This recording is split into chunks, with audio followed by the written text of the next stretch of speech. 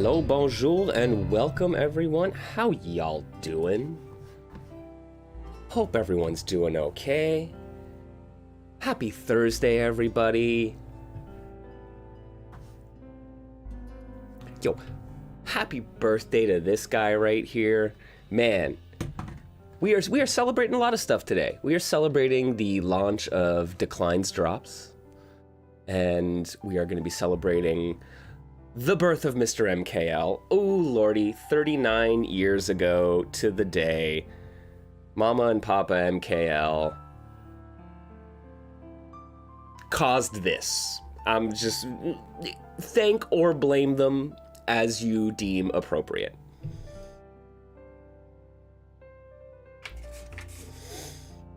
It's wild though, wild to think. I am fast becoming an old man, and really, it's fitting. I mean, I have always been an old man at heart, and so I am merely aging into my my persona, or I'm the get off my lawn kind of guy. No, the kids are all right, but no, it's either grumpy old man or like a black cat or something like that, right?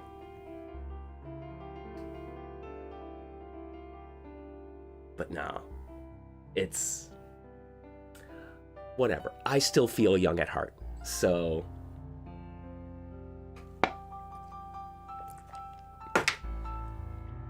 let's play some video games, man.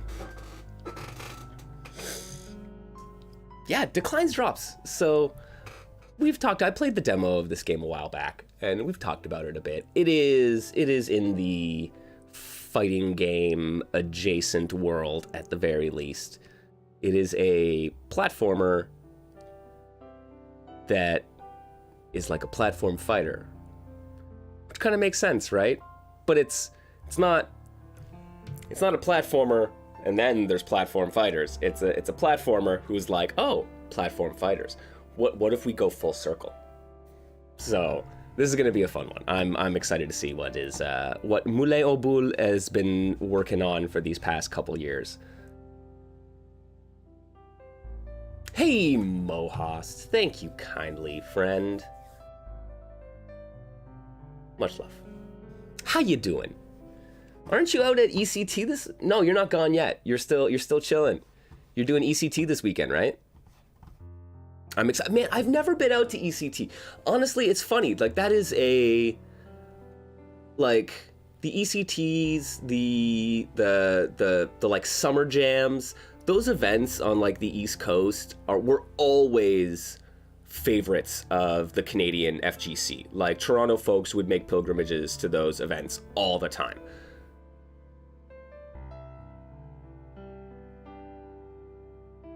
Oh yes, I did see that on my walk home from work. Thank you, man. That's very sweet of you. I appreciate that. I will absolutely be grabbing that and trying out some of those. Man, the Haunted Castle remake in the Dominus collection, the Castlevania collection, that looks pretty good. I've heard really good things about it. And I have not played any of the DS ones in a minute or two.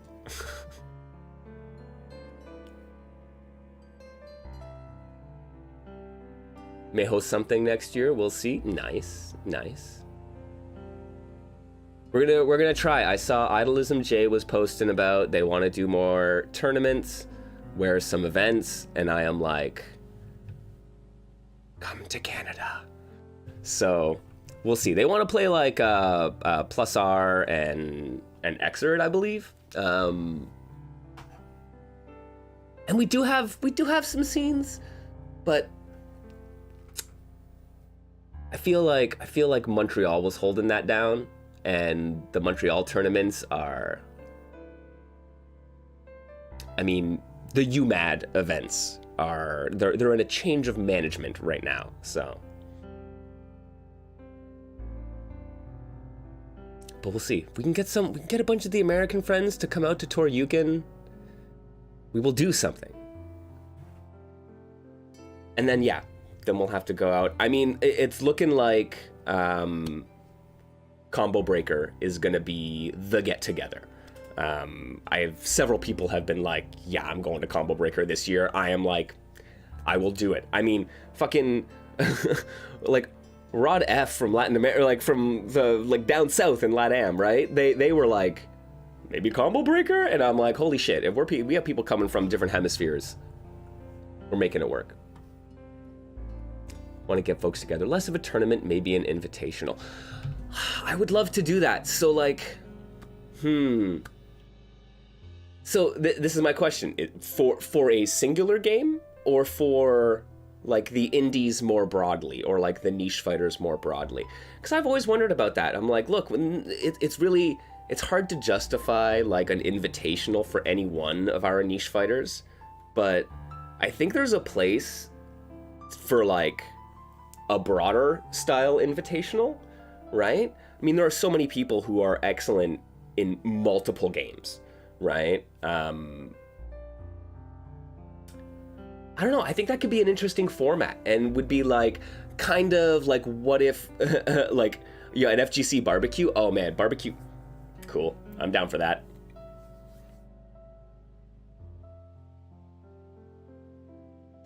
I was thinking more of like the traditional, like, invitational event kind of sense, right? Because, like, yeah, it's hard to justify any one game, but like, I like that idea of almost it being an invitational for multiple games. Almost make it like a, almost like a mystery tournament in that way, right? Where it really appealing for players of multiple games as well as viewers for that kind of way. But yo, just chill ass fucking barbecue day, pool party, yes. Yes. And just we'll make our own fun.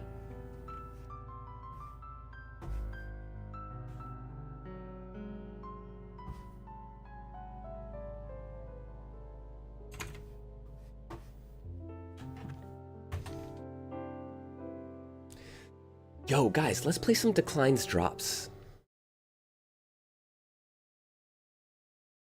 And it is the drops that belong to Decline. I was at first where I was like, what is the actual phrasing?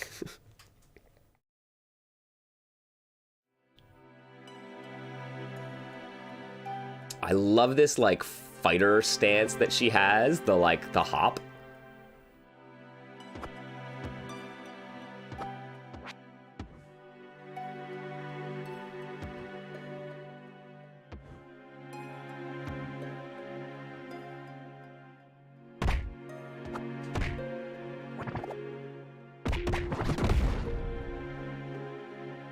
Oh, right.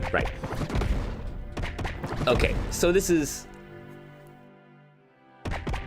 super cool. I actually really like how they've done this. So, right, platform game that becomes, like, platformers become platform fighters becomes Declines Drops.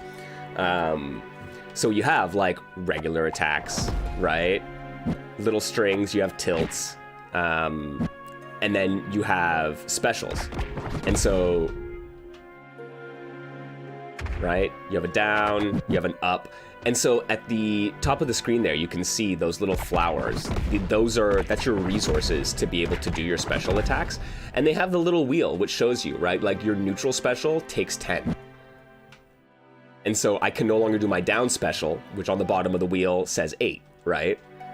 That's like, I really, really like this as not only a way to translate the mechanics of platform fighters back into platformers, but to then, like, I don't know, just have some really nice UI and usability stuff, right?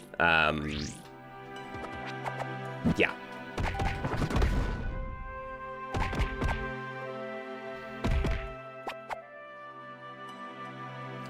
All right, so forward and back special is like a lunging grab. Up specials are a little uppercut. Down does, okay, cool. Does that, and neutral, big hit with a wall bounce. Nice. I'm liking it. I'm liking it.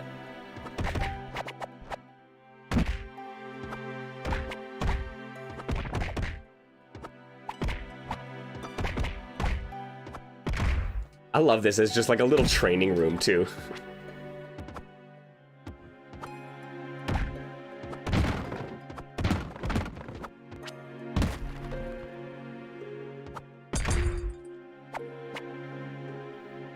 Break special box, falling from great heights. Right, okay. Whew. And yeah, then we can break through those from the other side. And I love also just incorporating, hey, there are specials, like there are secret areas, right? It's the only way to go. And then, oh, look out for secrets. Really does a good job of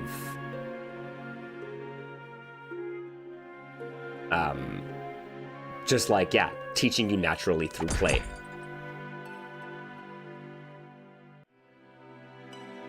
Okay, yeah, run until she flickers. All right, so it's kind of like a shine spark. There you go.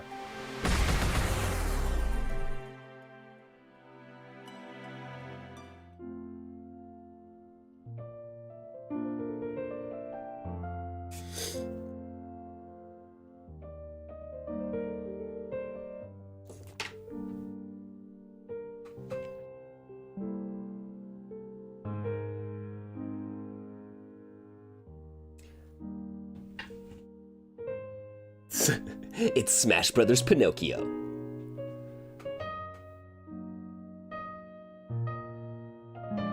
I love this. There is also a very clear environmental message, even from just the demo that I played, where I was like, oh, okay. Not afraid of your politics. I appreciate this.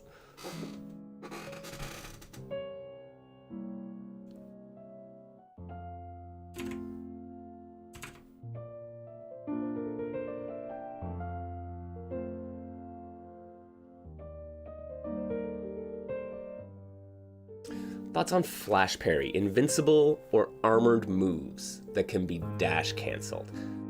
I mean, I like that. Like, I am a fan of Street Fighter 4. I played far too much of it for my own good. So, like, the idea of, like, focus attack, dash cancel, FADCs were fun. They felt good to do, right? It's, I don't know. I like the idea of having a move that is, hey, defensive move locks you in place, and then you have this kind of like these fixed options out of it, right? Backdash, forward dash, let her rip kind of thing.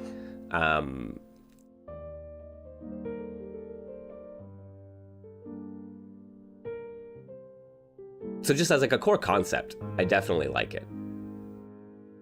But I also feel like it's one of those things that if you do that stuff outside of an FADC style, right? Like giving someone just an armored move that they can dash cancel, much like with like dash cancelable feints for like a boxer style character,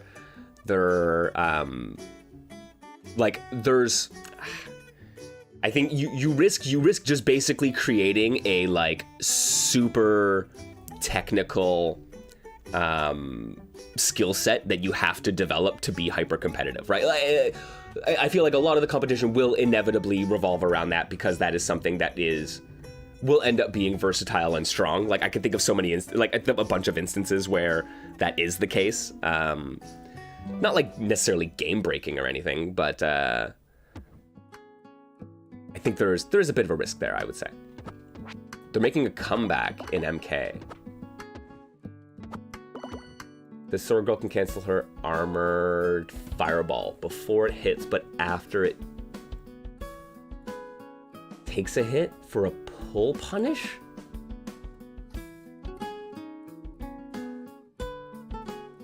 Oh, interesting.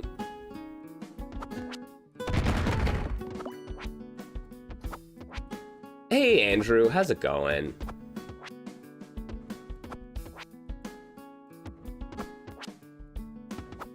Thank you, thank you. I appreciate it. I appreciate the birthday wishes. Yeah, it must be late for you over there, so don't feel bad at all. Get yourself to bed. But yeah, thank you. Thank you for swinging by.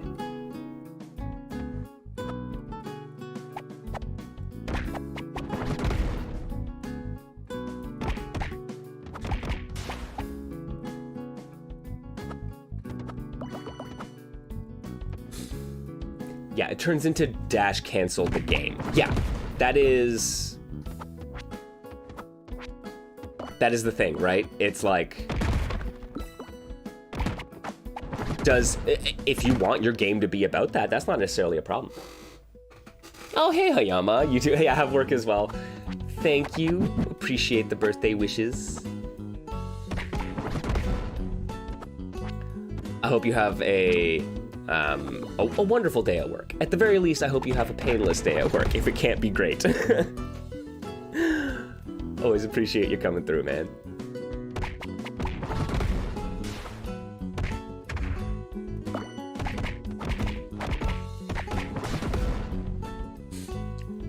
Oh, this game is absolutely adorable. You should 100% check it out, especially if you like any, if you like any kind of like platform fighter,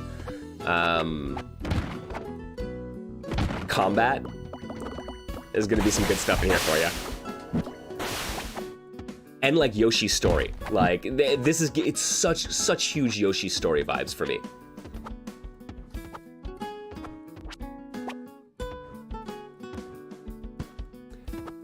Mohas, you're playing VTS with Punk. Has fire under your ass to get things added to the Tabletopia and fix TTS. Nice, I like that.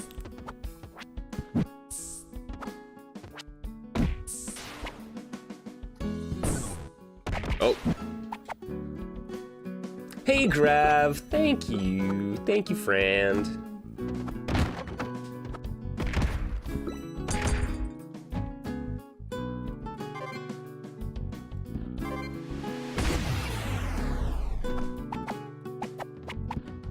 You're a professional masochist, so it's all work, all play. Yeah, no, we need to sit down. Like I said, I think honestly, the reason I haven't sat down with VTS yet is just I am not very comfortable with TTS or Tabletopia. But I really should just bite the bullet and have you show me the ropes.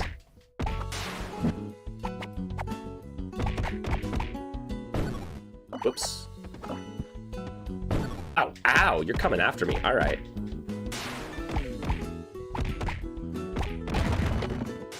I love you can just like the easy juggle. Yo, how you doing though, Graf?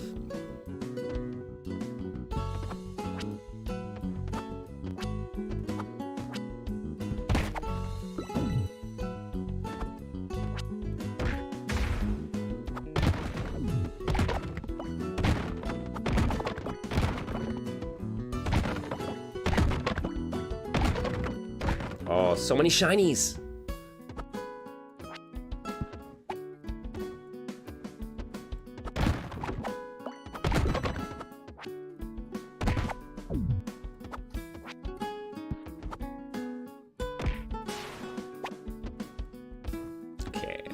Up speed to get at that guy, so I probably got to go through this side.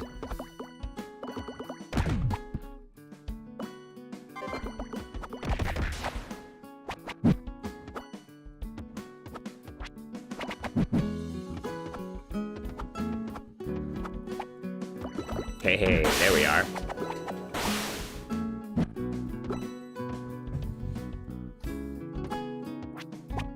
So actually, Mohast, I was curious, where are you with VTS? I know you went on kind of like a hiatus for a while, but like, where would you say you are in development, and like, where are you looking to get to, right? All right, Hayama, yo, take it easy. Have a good day at work.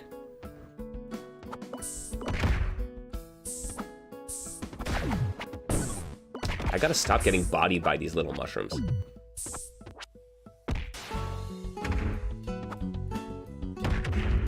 Did I get... No, I missed it. I swear. That's all I gotta do, right?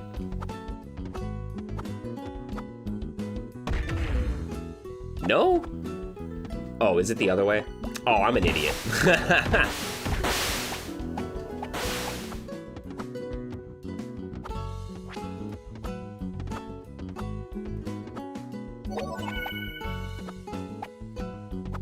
Hey, little buddy.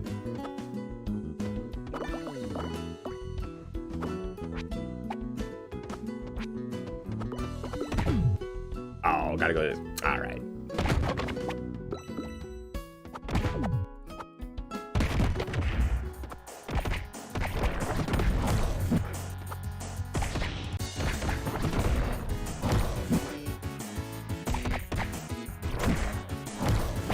Whoop.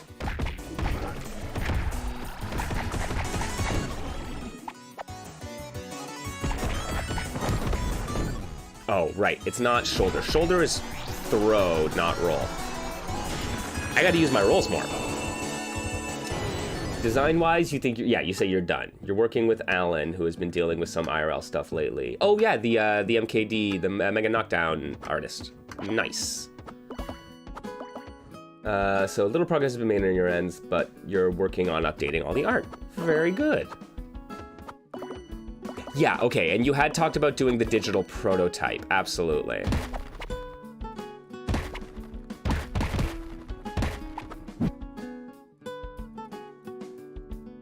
Doing it in Godot. So it's UI design for now, and then coding for a while. All right.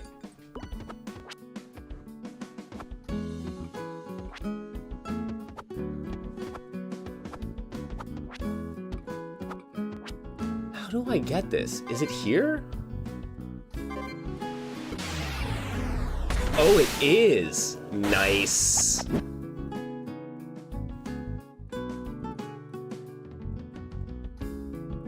Oh, that's really cool. Okay, I am excited for sure.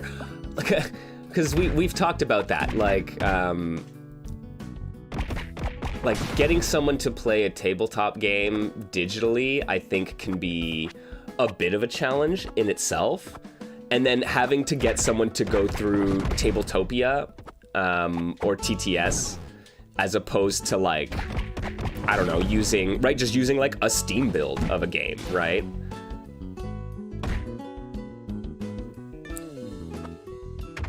I think it makes a difference for just like what your potential player base could be.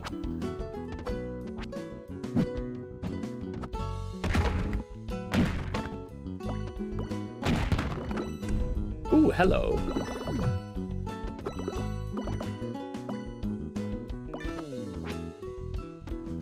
Getting you all with the playtesting. Yeah, once you have anything to show for it. Otherwise, playtesting the game itself is still appreciated. Yeah, absolutely.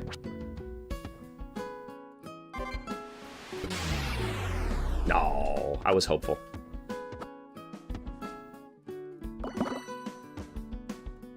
Yeah, some folks live on TTS, which is crazy to me. Yeah, right? It's. I'm like, are you serious? That is okay. Sure. If that's where you want to be, that's cool.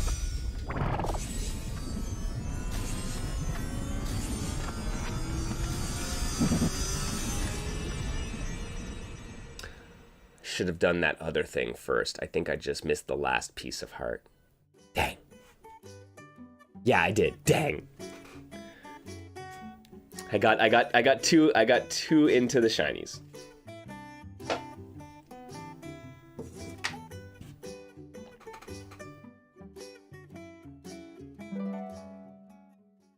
Yeah, curious to see my thoughts on the roster itself. Yeah, Punk and others seem to really like Aminotep. All right.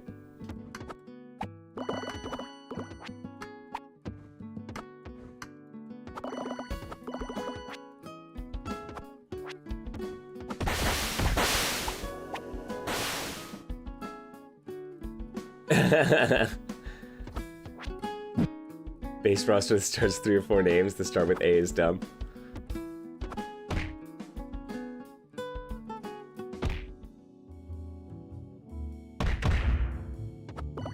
I mean, that is such a funny thing where like I wouldn't I wouldn't think of that until I like put them on a character select screen or something like that, or just like lay them out, and then I'm like, oh, they're all, I've named them Andy, Andrew, Anton, and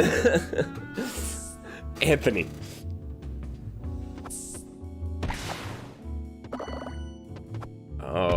Oh, okay, we can change your direction. I see what you're trying to teach me here.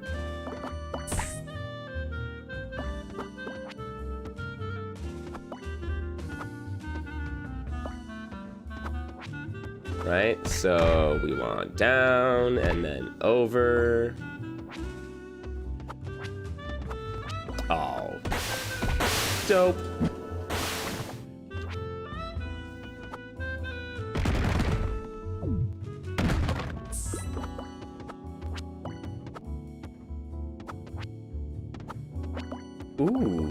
Ooh, starting new D&D campaign. I like it. Oh wait, this just sends me back up. Oh, because I can go in different directions, can I? No, this just gets, yeah.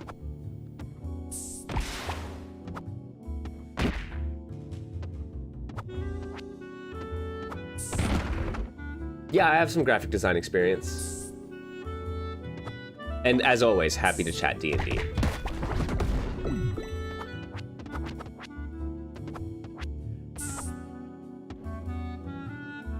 Don't trust this thing.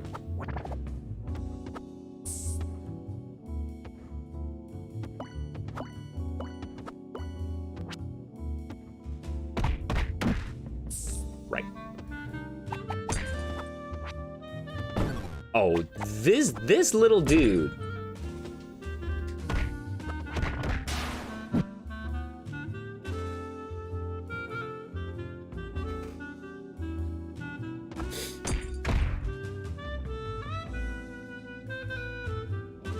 Interested in consulting on graphical design elements? Yeah, absolutely, man. I would love to. I am definitely looking to kind of expand the scope of what I do, right? And yeah, it's funny. It's like I think consulting on things like that is definitely something I'd like to explore more. So yeah, 100%.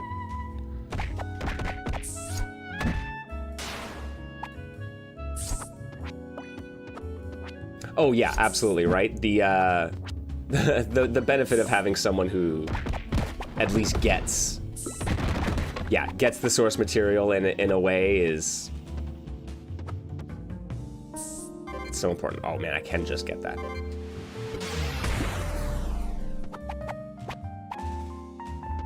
Seriously?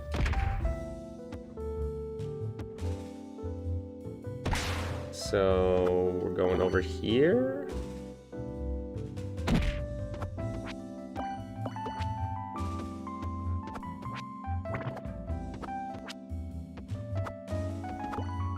Yeah, right, no, that's it. It's like, there are some of those design things that, yeah, are universal and they can tell you that, but yeah, it's sometimes, it's much more important to be able to capture that vibe, as you say.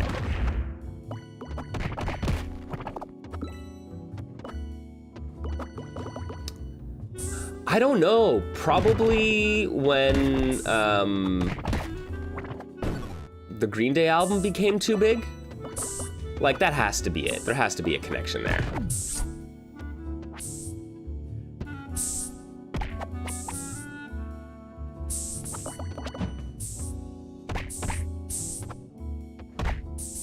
Oh, don't have enough. Oh man, yeah, I have very, very limited specials. All right. Ow.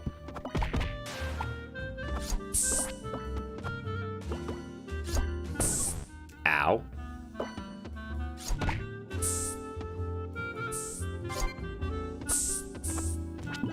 That's really old. Okay, it was just for that. Oh. Oh. Oh, that's interesting. Okay.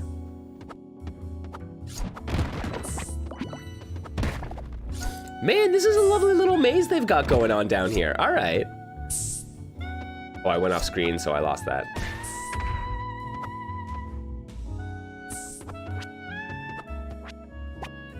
Oh, you cheeky little dude. I can do it without the block, though.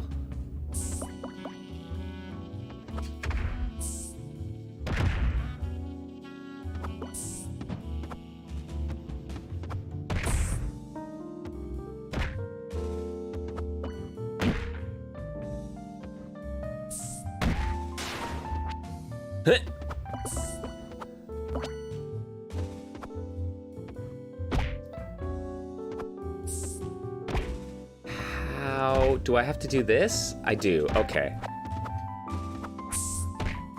Oh, that's funny. They're really making you work for it. All right, you really, okay. I wasn't actually expecting to have to manipulate the blocks that much.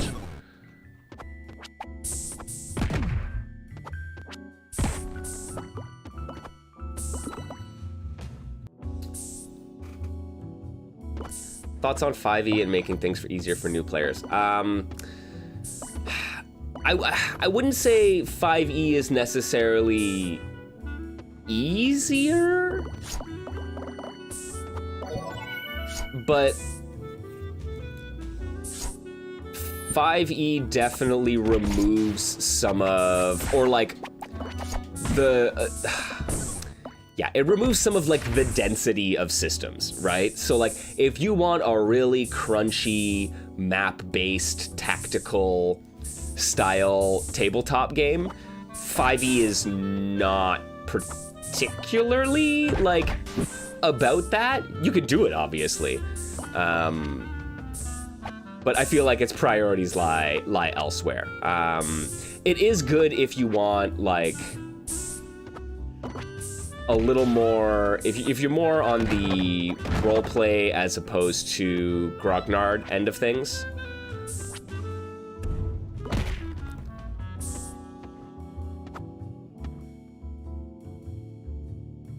Then it's, yeah, it's good for that.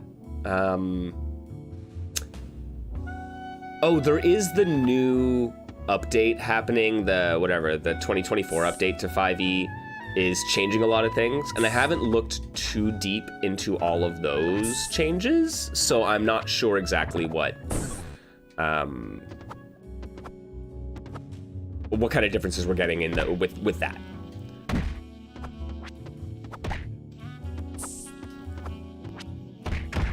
But like, it's good. 5e, I think 5e is an excellent entry point for a lot of new players.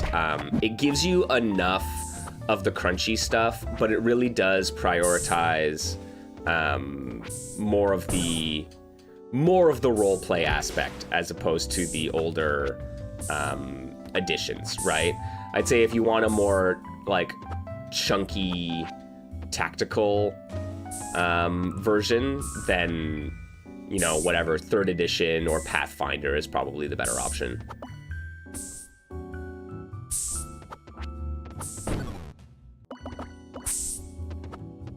Damn, I am low on health. Okay. Thank you, UI. I actually wouldn't have known if you didn't get a little... Oh, crud. You really want me to bring... Oh... No, I came from here. Dang it.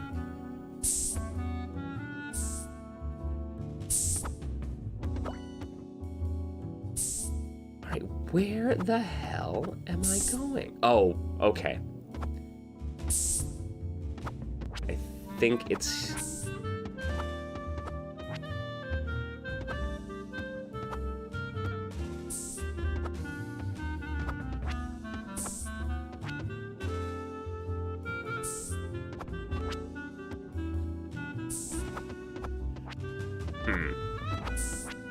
I really do not know where I'm going at this point. Okay, get some extra health. That's good.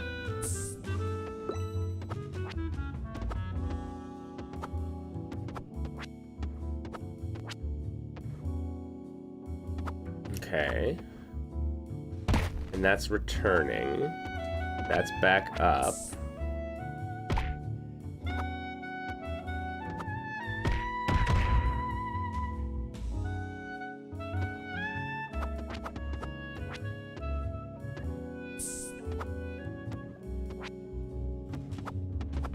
Okay, you know what? Hang on.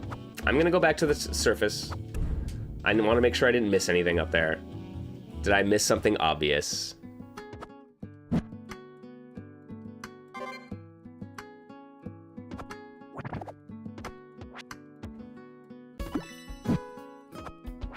Okay, just that. Yeah, man. Yeah, I am going to be visiting the family this weekend. I'm actually heading up north tomorrow morning. I mean, maybe tonight. I mean,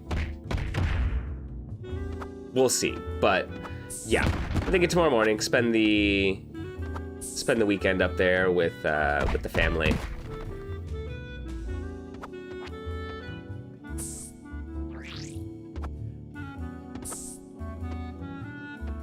Always nice getting out to see them.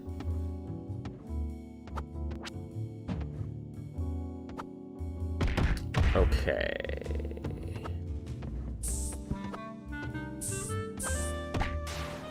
Am I missing anything?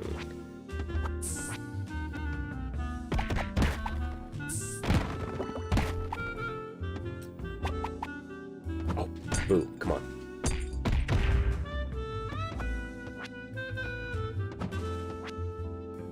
There's got to be something around here that I'm...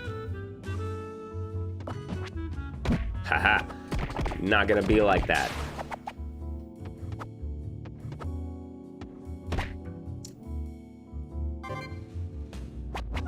Do I have to bring it up? Oh.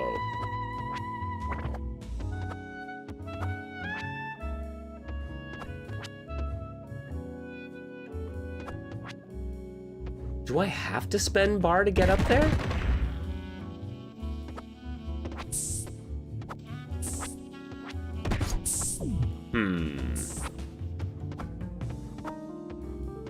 Oh, well, I can't get up there now. All right.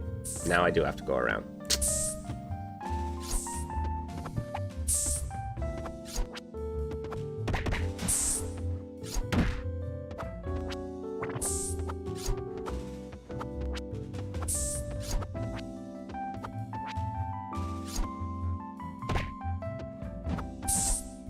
Is this...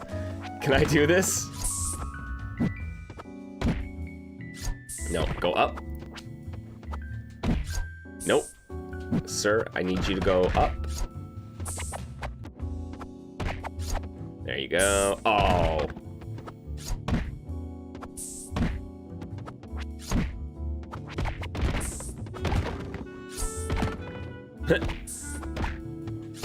Come on. Get going.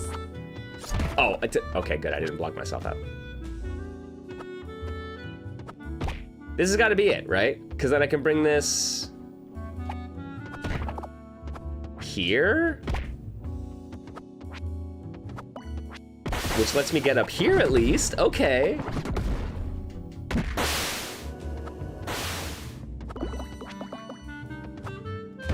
Yo, it is very chill. I am enjoying the music, like.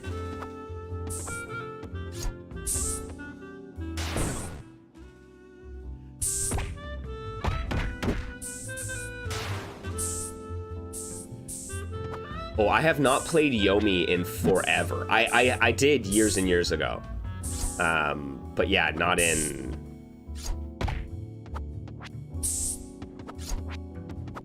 Not in a dog's age, that's for sure.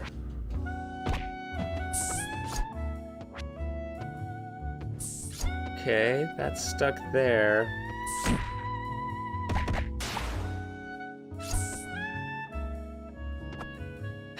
So it's gotta be...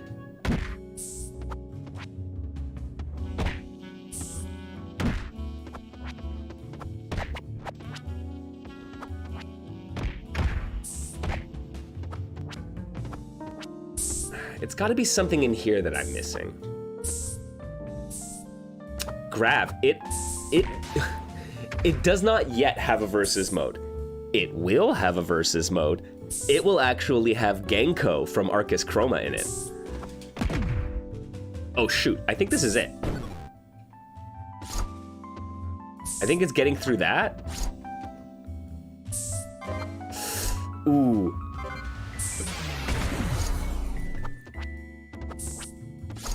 Yeah, I know, I figured you were joking, but I was like, but actually, did you know?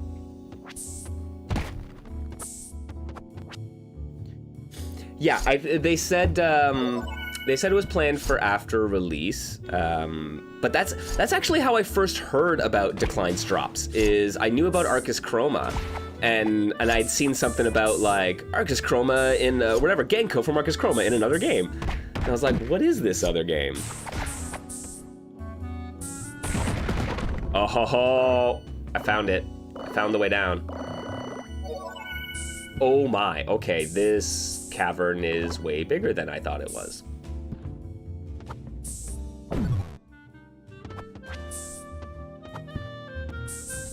I know, right? The magic of crossovers. Hey, we need... The number of indie fighting games that I discovered thanks to Schwarzerblitz, right? And the various crossovers there. Need more indie crossovers.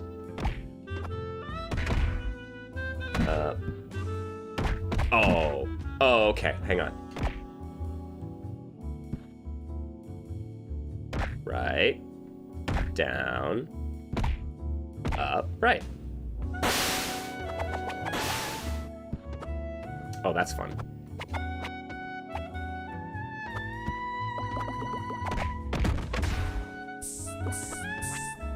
Okay, I talked about it a little bit actually. So, what do you guys think about the idea of a fighting game anthology? Right? Like, what would I mean? Like, I love horror anthologies. Right? It's one of my favorite things. Horror movies, great for shorts.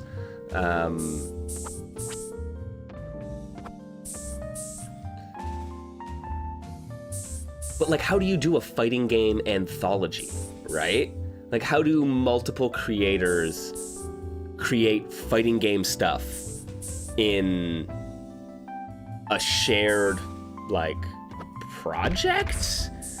Without it just being a straight, like, tag crossover game or something, right?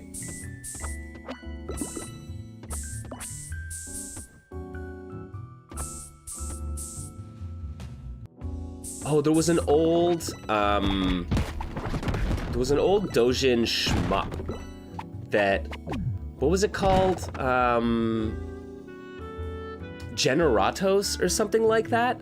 But it was a shoot 'em up that took you through the ages of shmups, from Space Invaders through to you know, Dononpachi style bullet hells, right? And that was an interesting way. It's like, how do you do an anthology of shmups, right? And you know, the progression through the generations was a natural one, but that's kind of like a single player experience, right? So it's like, how would you do that for a competitive or like a versus style fighting game? Or would you? Do you just make would something like this be better served being a single player experience, right? But that's almost unfortunate and misses a lot of the history. Ooh, different grooves for different designers. Yeah, that could be one way to do it, right? I guess especially if you're using a, I don't know, shared end, right? Like, if everyone makes Mugen characters, right? Or someone makes a base Mugen character, and then yeah, different designers do different takes on grooves within it.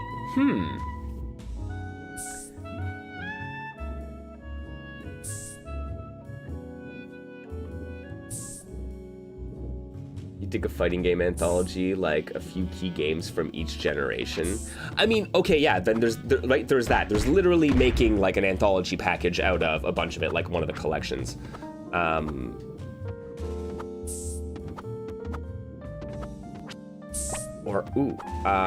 can just get up here, can't? Oh no! No, those cheeky bastards. Okay, they don't let you do it. You gotta get one of the blocks.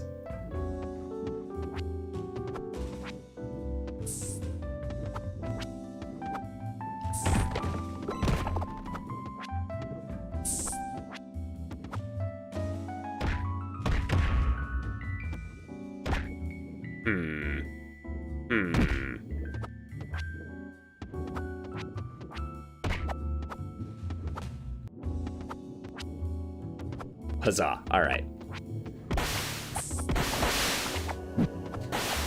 See, that's the big question, right? Like, is it separate games or a single playable game? And in my head, I was thinking of it as a single playable game, right? Where you would boot up Fighten Anthology, right? And you would get to play a singular experience, much like you would sit down and watch like VHS, which is a horror anthology series, right? And these anthologies oftentimes have like a wrapper of a story which ties together all the individual stories, short stories within the anthology, right? And so yeah, but like it will be a singular experience that you sit down that a bunch of different creators have contributed to. You do the best fighters from the 80s, 90s, 2000s, so on.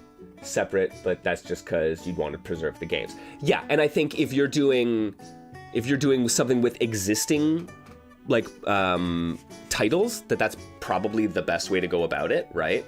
But I'm thinking like, yeah, what if right, like whatever, the three of us and you know, Matrified and Rod F get together and are like, let's make an anthology game, right? Like we all get to make our own thing, and it is somehow,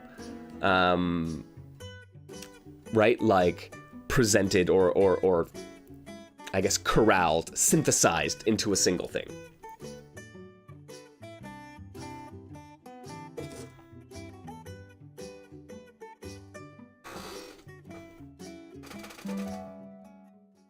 You'd love to see Capcom Fighting Jam done right.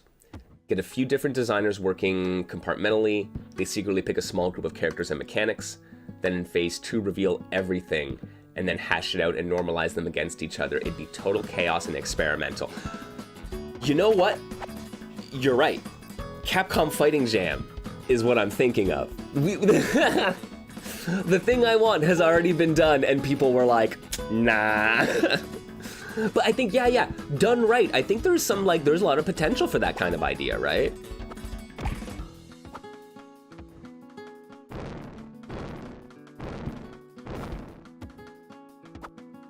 Oh, beautiful. Damn, this game is pretty.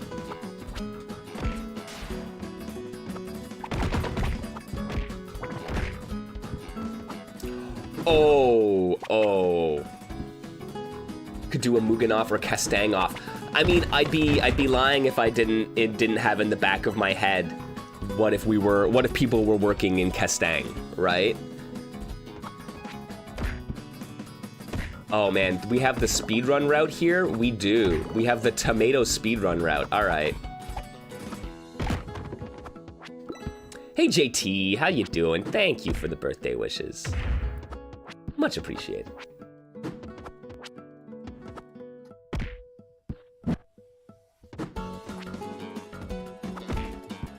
Oh, interesting. Okay.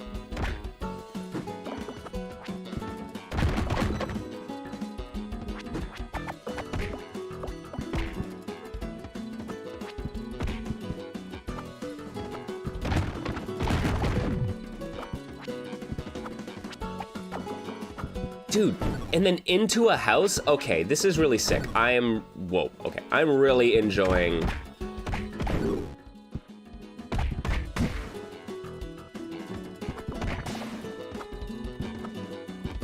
I'm really enjoying the layout of these levels and like kind of like the progression from like different perspectives. I gotta double check. Are we still connected? Okay, OBS had a minor freak out. Are we still here?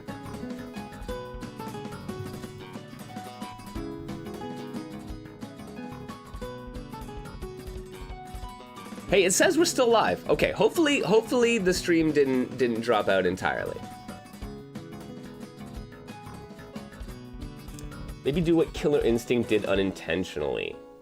with the game a telephone between developer groups. The changes between Season 1 and Season 2 build up nicely. Perhaps in the case designers make one major change. Hey, we back. Okay, cool. Just catching up on what Grav was typing there.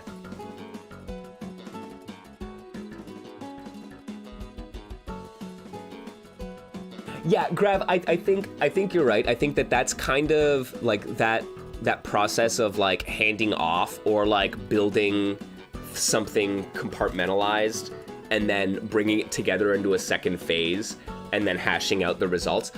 I think it can produce a really interesting result, which is kind of like, I guess, like the idea behind why would someone do an anthology like this, right? It provides space to try something cool and different, right?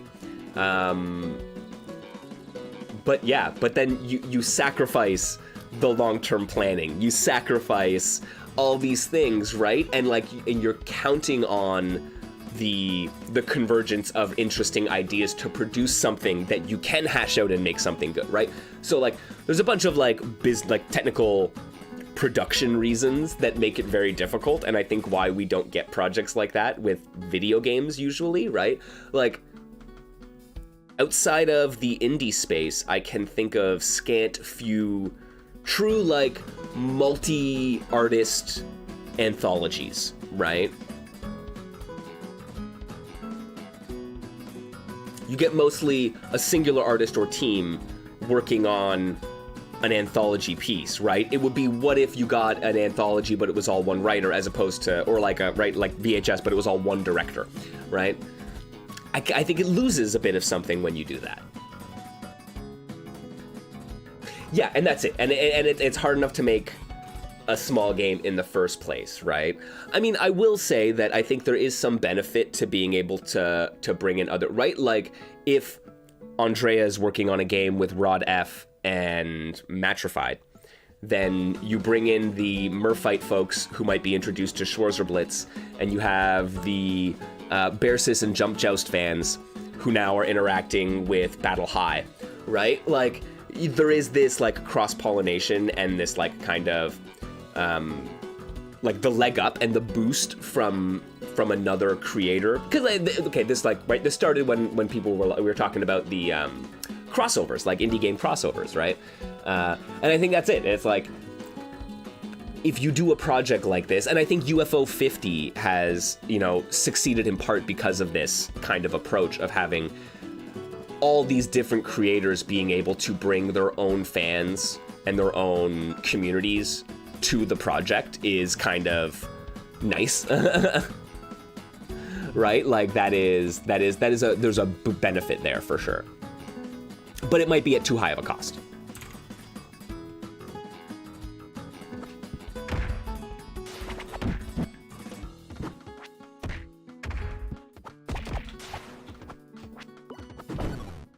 Ow. Oh no! Wasn't paying attention to my health. Okay, right from the beginning. Let's do this.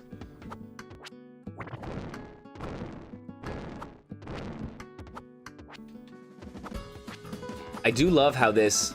So all the tunes so far in this game have been very, like, have been very chill. And I love how this one starts off pretty chill, and then it's, like, into the fucking rumble, right?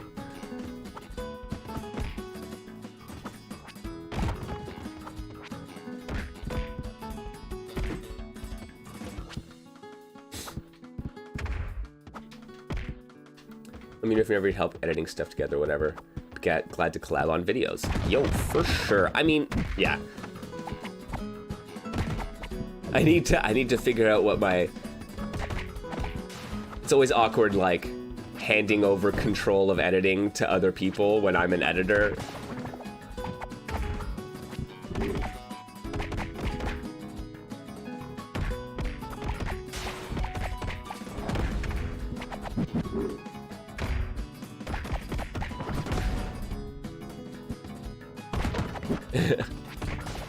I don't know, maybe that's weird.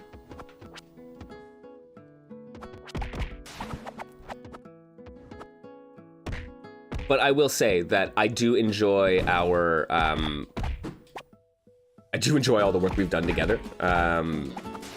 and I do like your editing style. So yeah, I think something like that could work.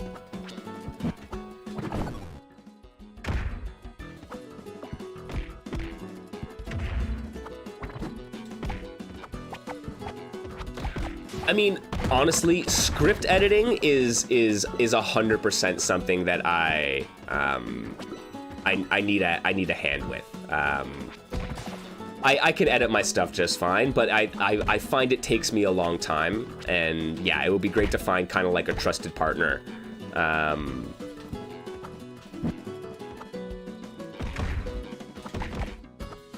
To work with on that kind of stuff.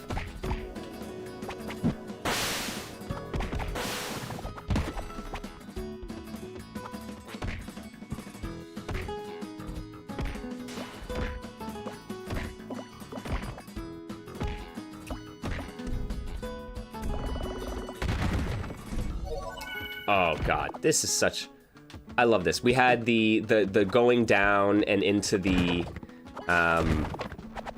right into the depths level, last level, and now it's the outdoors, sky in the background, vine climb kind of thing.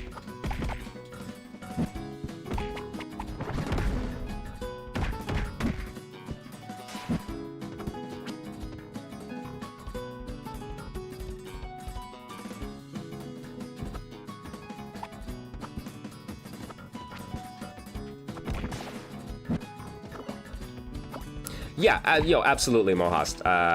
Yeah, there are some stuff. Like I said, we can chat about it because yeah, I think there's definitely some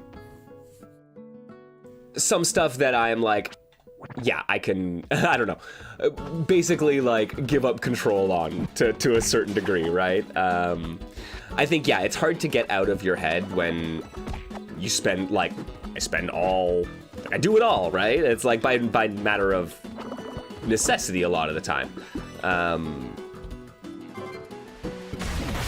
So yeah, I think breaking that in my head is going to be important.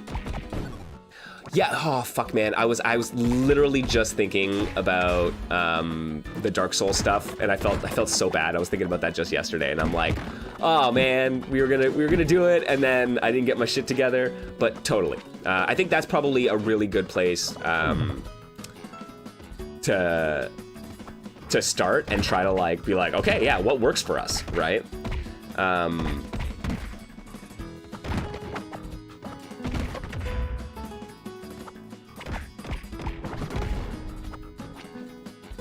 Whoop.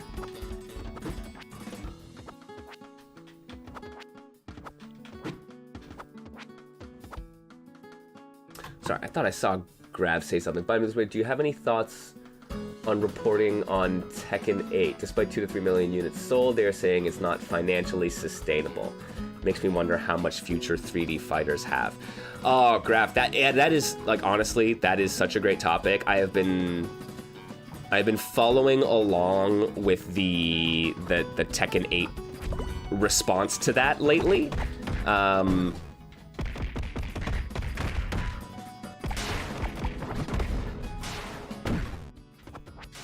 And yeah, there is...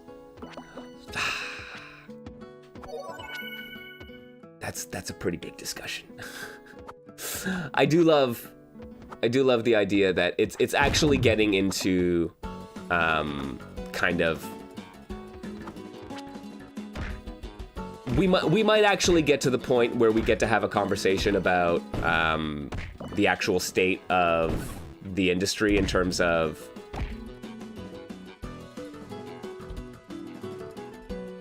what are we actually paying for? Like, I've said it before and I will say it again, that we do not pay the cost of what it actually costs to make games, right? And I think that should really be the takeaway from this Tekken 8 thing, because you're right, like, how is that sustainable? And it's not. Like, a lot of the modern AAA big budget gaming stuff is just not sustainable anymore. If 3 million units is unable to provide you a situation where you can, like, provide a reasonable return for investors, as well as pay your people well and all this stuff, right? Like, is the market there for that? Should that be what you're making, right? Like that should really be the question. Should this be what we're making if this won't support it at this price? And then the corollary to that is it the right price? And unfortunately, everything is so expensive. Inflation has hit so fucking hard. Greed has hit so hard, right? Like, shit is way more expensive than it used to be, and our purchasing power is way worse. So, do I want to tell? Right? Like, is it fun to say, but really, realistically, you should be paying $150 for your video game? No, like, that's, like, nobody wants to say that, right? Like, but, and I will say this just as a, like, this is what the numbers bear out, in terms of all of the different categories of things that have gotten more expensive. Video games is one of the only ones that has not. Is one of the vanishingly few categories of products that we buy as human beings that has not actually gone up in price over time, and probably is worth less now, right? Like, we underpay for that thing, right? But it's hard to be like, that's the argument. It's just because it's you're getting ripped off everywhere else, so why are you complaining about not getting ripped off here? When the fact is that there are still horribly predatory monetization practices in the gaming industry, right? So, like, it's hard, right? It's hard to justify defending the pricing practices. But I think the numbers are starting to bear out that what we're paying is not sustaining the actual production of the thing, right? And so there are two components to that, and it's like, we can pay more for the thing, or we can make the thing cost less to make, right? And perhaps there's somewhere in the middle, right? Like, and the thing is, we haven't wanted to pay more for what our games are, which is why I paid $80 for, Super Metroid in 1994 or whatever, right? And I pay $80 for Super Mario RPG, the re-release on the Switch, and I paid $80 for fucking Blaze Blue and Grand Blue, and I almost paid $80. Actually, I did. It was $90 for Blazing Strike after taxes. For the physical edition of Blazing Strike, the indie fighting game that is coming out later on this month, I paid $90 fucking dollars, right? And I'm like, that is the price of things, and that is still probably underselling it, right? Like underselling or underpinning the actual cost. So it is tough, right? Like, for the future of 3D fighters in particular, I mean, like I said, I don't think we should be worried about all fighting games, right? Like, is the fighting game market, period, too niche to justify this kind of stuff? Can we afford, Street Fighter 6's World Tour mode? Because I guarantee you that thing cost a lot to make, and it costs a lot to maintain, which is why there's like $15 Ninja Turtle costumes in it, right? Like, that is how they're paying for it, right? And it's like, maybe we could get rid of the horrible $15 pricing points for cosmetics in World Tour mode, and we could have more reasonably priced cosmetics in the combat mode if we didn't have World Tour mode, right? So now it's the question, does World Tour mode bring in more players buying the full game than it does, right, pissing people off and driving them away because of their monetization practices? And unfortunately, we as players are not going to get access to that information. Like, I would love it though. Are you kidding me?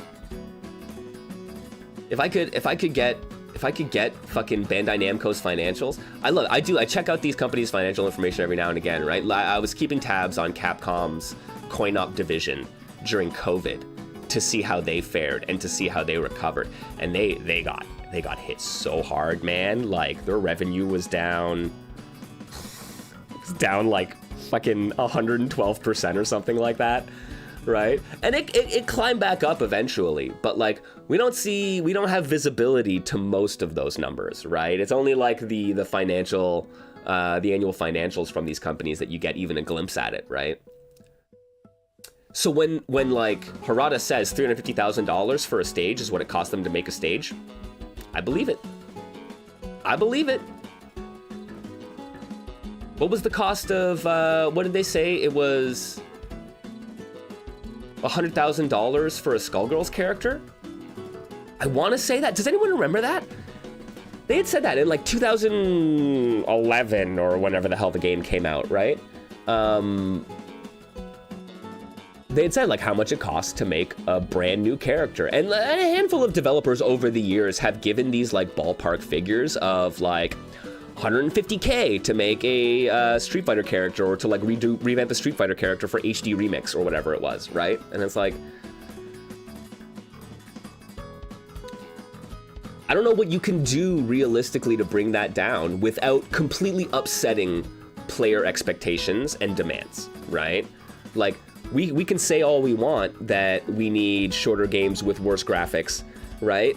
But then you give someone a short game with bad graphics and they're like, why the fuck am I playing this? And so like, unfortunately, like as much as we might want that, how much do we respond to that, right? I don't know.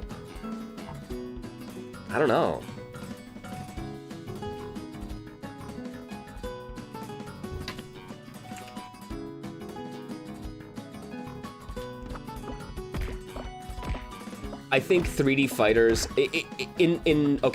on the topic of 3D fighters specifically, I would say that there probably is already an established like issue with cost, which is probably why one of the vanishingly few 3D fighters left is Tekken, and then we get like our DOA, Dead or Alive Extreme dating sim, right?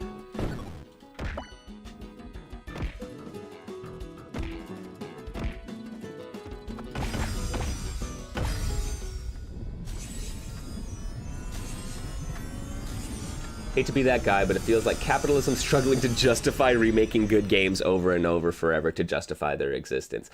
I mean, there is a little bit of that, which is why, like, I want more interesting, different experiences, right? Like, this is why I'm glad that Street Fighter actually changes relatively, like a relative amount every time that a new iteration comes out. I don't want the same fucking thing over and over again.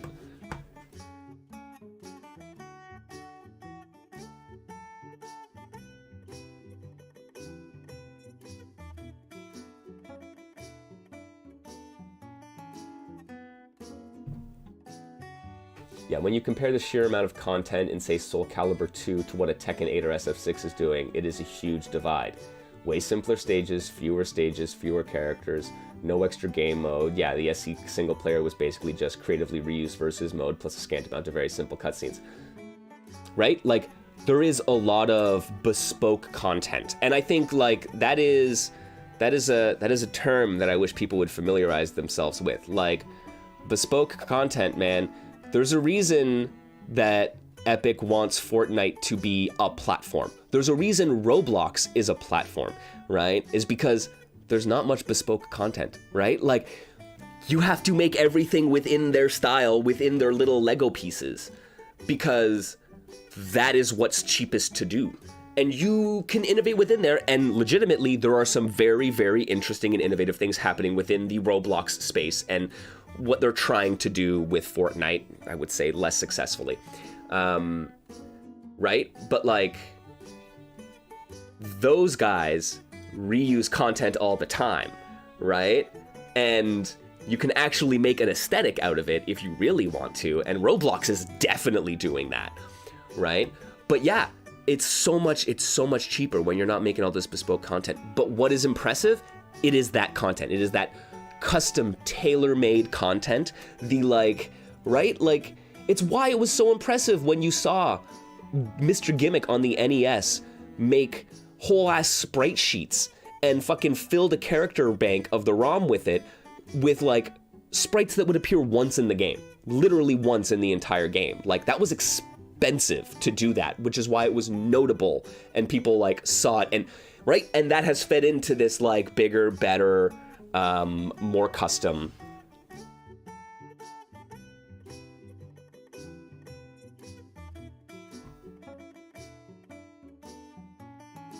Yeah, how do you make an indie Roblox or an indie Fortnite, right? Yeah, it's hard to do that. Like that's creating a whole new, like, yeah, getting traction as a whole new platform is very, very difficult, right? Yeah, which is why it's like you have your major engines. You have, right, it was always whatever, Source versus Unreal versus the whatever Rage, the id engine, right? Like, those are the standards, right? Those are like higher level, right? Like Godot is also a standard, and like there are certain things within there, but this is why you have an Unreal look, right? Like Unreal Engine has a look to it unless you do work with it. It is much more modular and versatile than a lot of things like Roblox, obviously, but that is where the appeal of Roblox and Fortnite is. It is much lower barrier to entry. It is the Flash of the new gaming world, right? And being able to get in on that floor and have they've managed to carve out a section of the ecosystem separate from Unreal, because like that's dominating this space, and they were like, well, let's carve out this space. So they were able to successfully do that, right? Yeah, we're in a situation where you can have a successful AAA fighter, but there is no real prize for second place, right? I think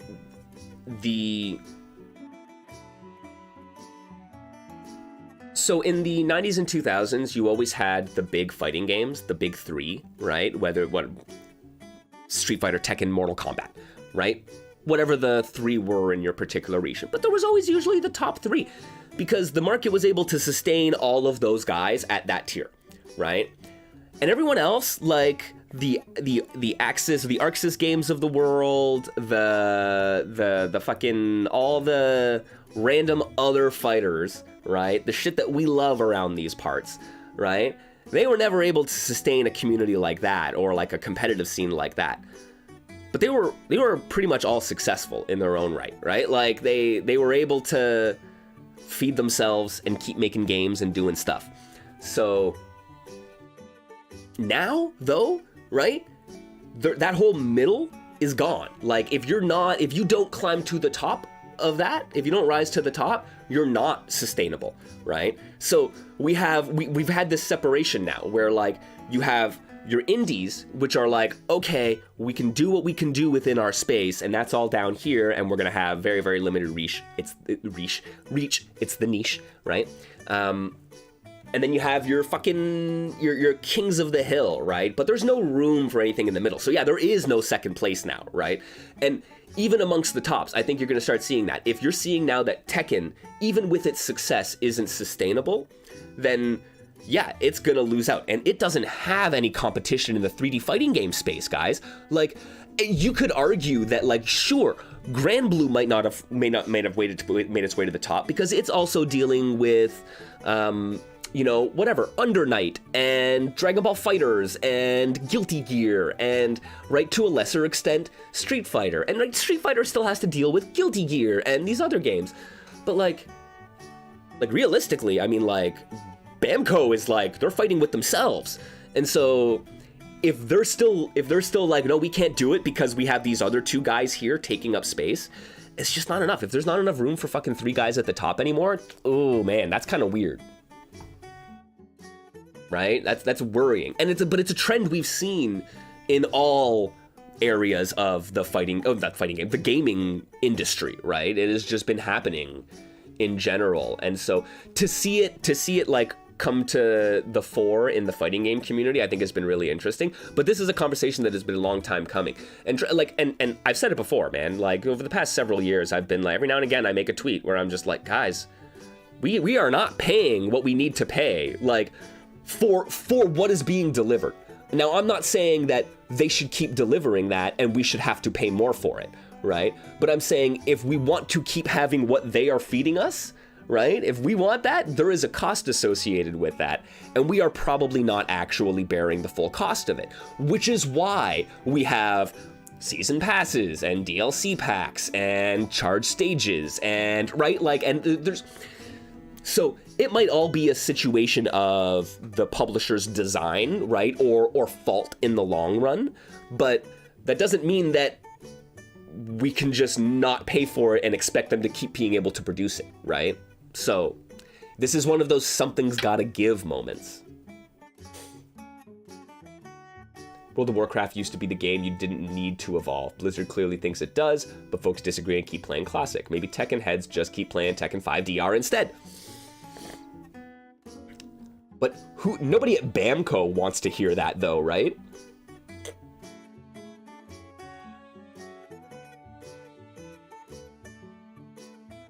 Yeah, trying to make, and this is it, right? It's like trying to make money off of our... We live in a capitalist society though, right? So if you want to make art, you need to have the money to live and be able to engage with the systems that allow you to produce the thing that people can access. So it is a quagmire, but it is also the game that we're playing. And so like, right, and like this is it, the bigger, tougher questions are, how do we play the game that doesn't end up in a horribly exploitative system, or even more horribly exploitative system, right? And still get the art that we crave and still let artists create the art that they desire, while, right, not having to like sell our firstborn in order to be able to afford to play the game. That's, and there are so many, like, right, there are so many factors, and it's like, how much do we pay? How much are they paying? How, like, we need to be able to have the conversation.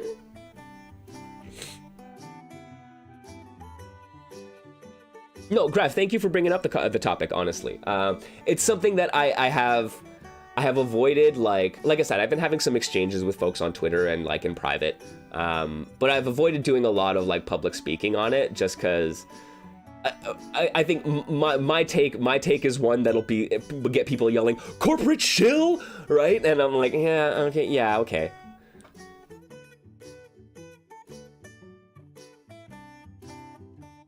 But that's it. Yeah. Just give me perhaps something new, right?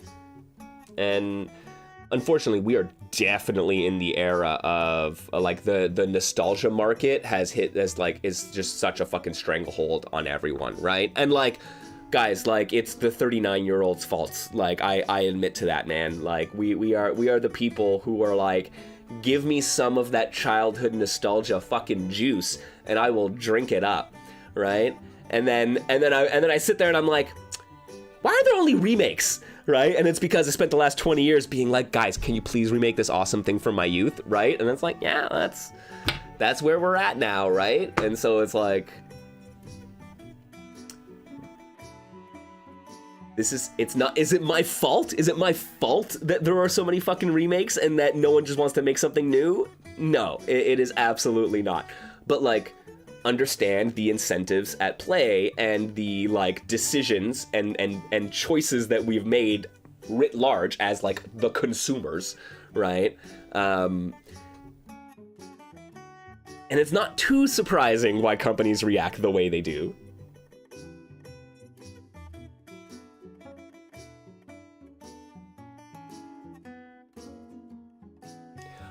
Yo, Polar Bear, fucking... Okay, Ghostbusters is so funny too, because it is such a remarkably mid-franchise. Like, I gotta be real, man. Like, Ghostbusters and The Goonies? Why are people upset? Guys, mid. Let's be real, okay? I like me some Ghostbusters. I don't actually like The Goonies, but that's beside the point. I like some Ghostbusters, but guys, come on. It is not the be-all, end-all. It wasn't fucking the most innovative things ever. If you got that love for Ghostbusters, I want to see more love for Honey, I Shrunk the Kids. All right? I don't see anyone... I don't know why. I'm going to start doing it, man. We're gonna do a Honey, I Shrunk the Kids retrospective, all right? We're gonna fucking check out what that CG looked like. I don't know, was it CG? Were the giant ants practical? Now I need to know. But that's the thing, Grav. Even 40 years ago, yeah, fucking 40 years ago, it was like, it was good, but it was, right? I don't think it was like generation defining, but it became generation defining. I think as we went through the generation defining franchises and brought them back in various forms, I think we ended up with it as kind of like, so Ghostbusters, right? This is the one. We were always, right? I'm waiting for it. Like, there's gonna be revisionist love for Bayou Billy on the NES at some point, where people are gonna have gone through all of the NES games that are like, yes, obviously we loved it. Street Fighter 2010. Mark my fucking words. Street Fighter 2010 is gonna come back in the next 10 years as this like unsung hero of 8-bit NES design. And like, I gotta tell you now, no one fucking liked that game. I played the shit out of it. I barely liked the game, right? Like, yeah, Back to the Future probably like was one of those, right? I don't think Ghostbusters really was though. I think that was, we have gifted it that position retroactively.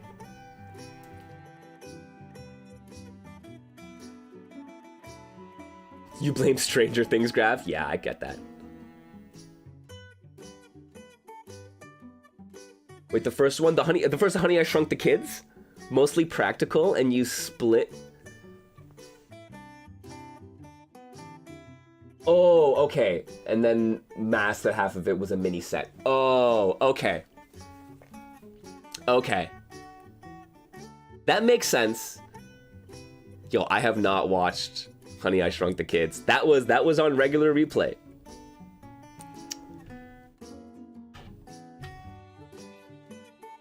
Ghostbusters is conservative propaganda, actually. I will not be surprised if that is true.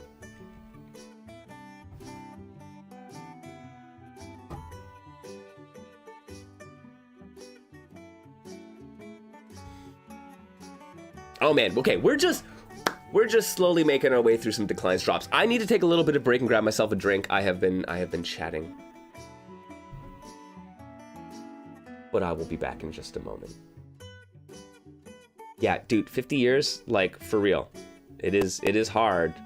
It is very difficult to keep something timeless. The Princess Bride.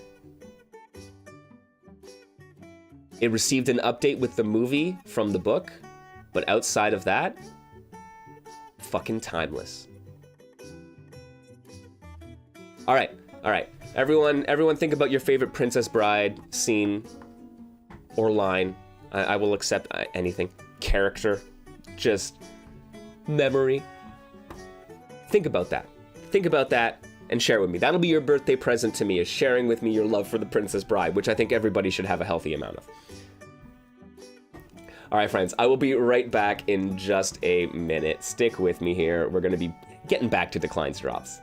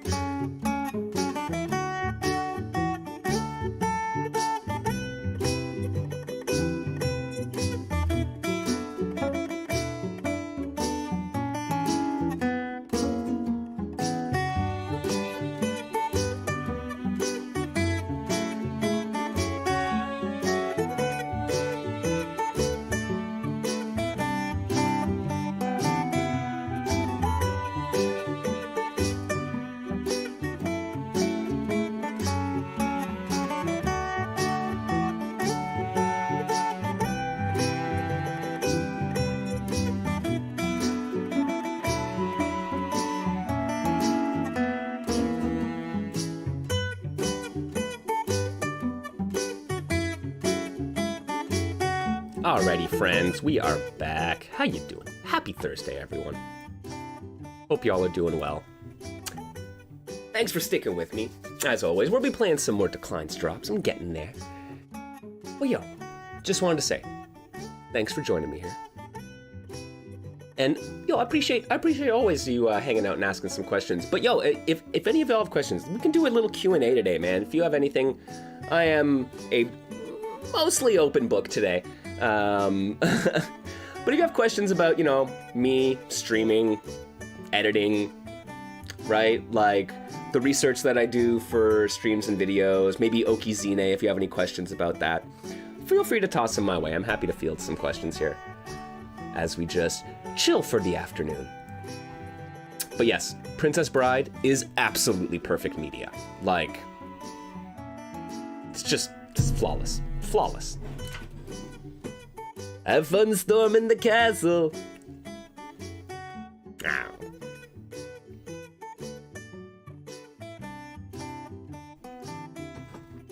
Mostly dead is partly alive. That is words that I fucking live by, man. Look. I feel mostly dead, but that means I'm partly alive, all right?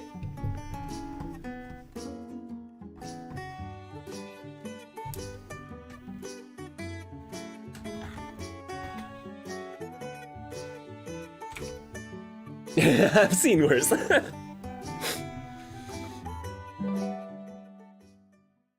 Then I saw some horses, and I thought that could be useful if we got the pretty lady.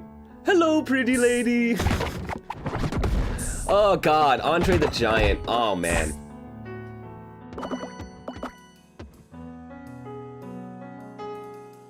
Yo. We actually, that is so cool, man. Yo, this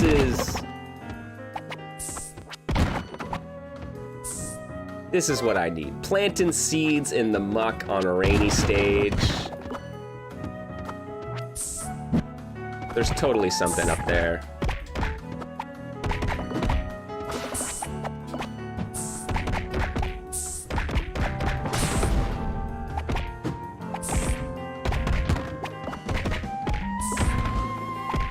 Hell yeah, back to punching stuff.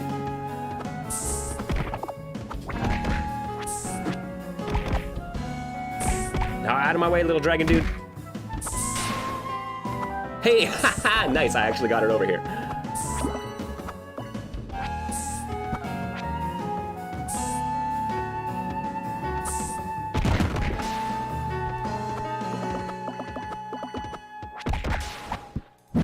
No, for real, guys. Y'all gotta check this game out, because it just feels good to run around. Like, the platforming itself is just so satisfying. I've only seen a couple of spots, so like on that very vertical stage that we played, I definitely got a like, oh, there's a speedrunner's route in this, right? Like, there's definitely a bit of a speedrunner's route in some of these stages, right? But I haven't really seen it in... Oh. I haven't seen it in enough of the stages, honestly. Like, I expected there to be more, but yeah, I think this is going to be a really fun one for anyone who likes speedrunning, especially that, yeah, making your way, just navigating the traversal is super engaging, which is just so much of it.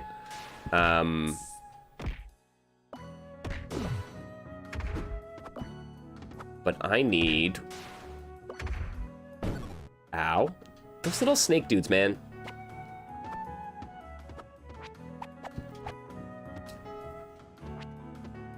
Do I have to go back for one and bring it all the way? No, come on. Where's my seed then? Ow. Because I have a patch here. Ow.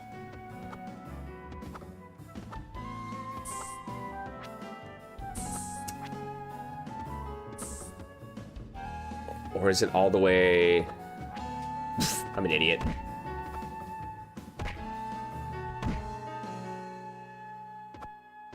Over here, my child.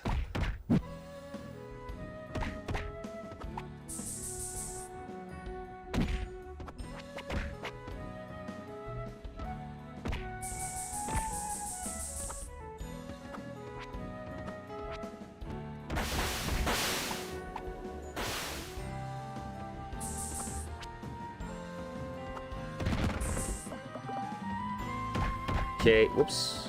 Wrong way. Ho ho ho!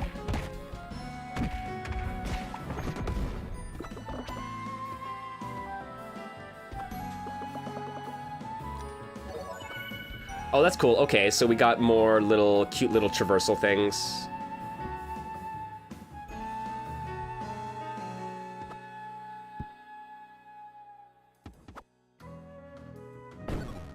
Ow. What? Good thing I just got the checkpoint. What are these little, like, honey traps?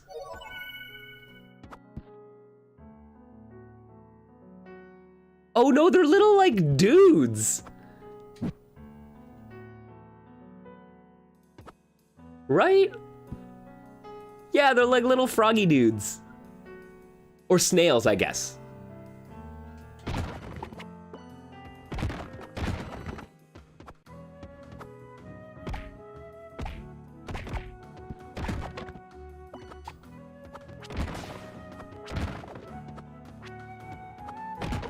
Ooh, what's this?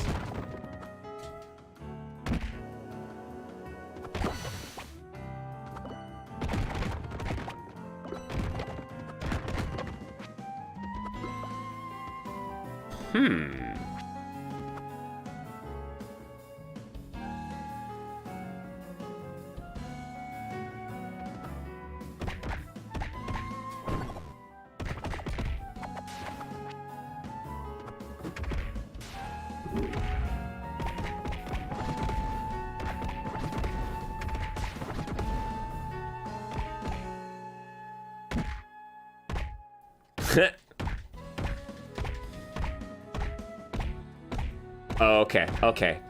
How high does our combo score go? We get S. We get S plus. Ah, no.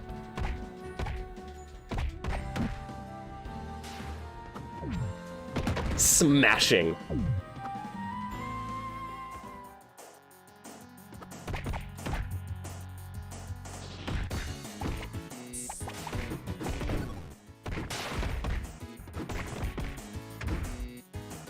Oh, I missed the grab.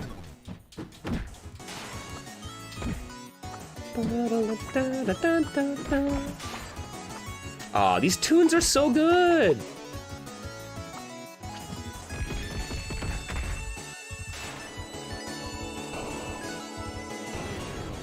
Oh man, yeah. Shantae is... I've only played some of the older ones. I haven't played any of the newer ones, but delightful platformer like this. Same thing, man. I've people were recommending one of the it's on his back.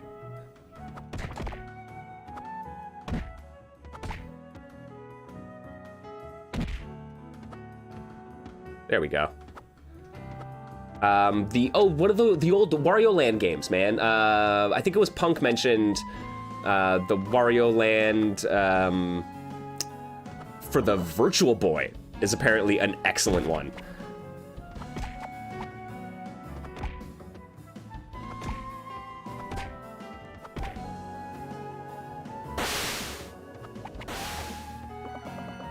But yeah, it's been...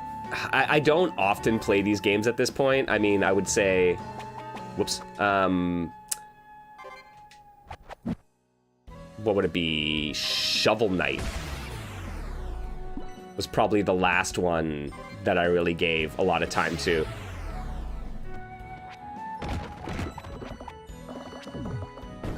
Oh. Didn't quite get over that. Ow. I see what you do. Okay.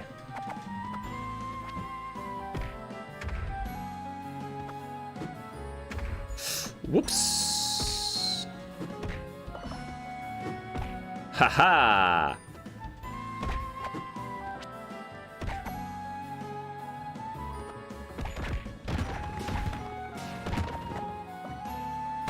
So what? I gotta bring this guy over here now?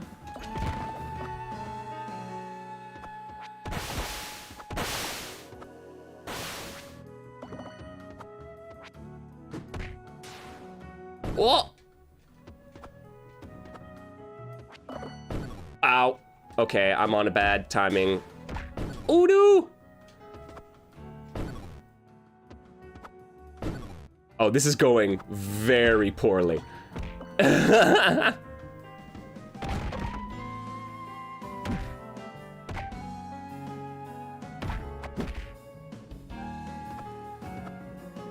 Oh, thank God.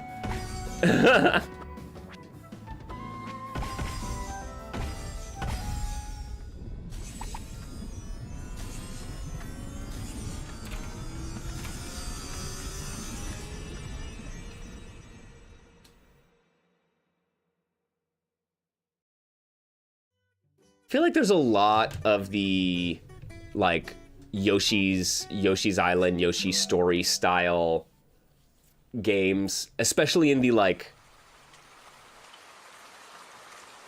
I don't know, almost like the Game Boy world, right? Like, there's this whole, like, everyone's making, not everyone, there are a lot of, like, modern retro Game Boy games, and I think, yeah, people have basically, like, demade the genre, or, like, the style, that style of platformer into Game Boy style games, and are doing it there.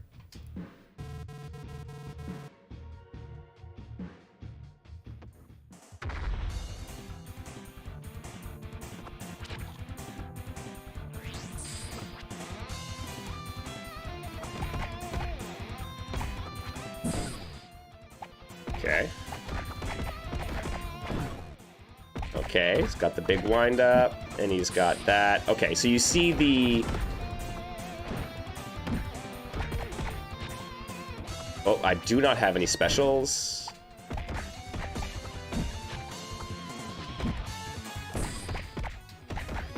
So yeah, you see the, like, little bubble of purple when he pulls out his pesticide, I guess.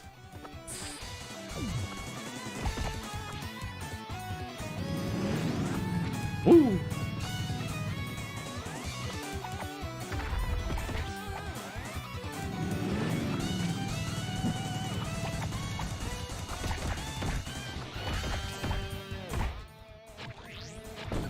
Ow, I just rolled right into that, though.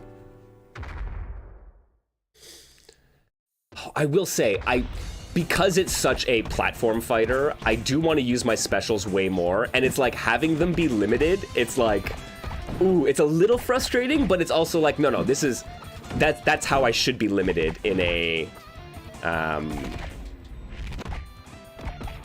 I got the stun?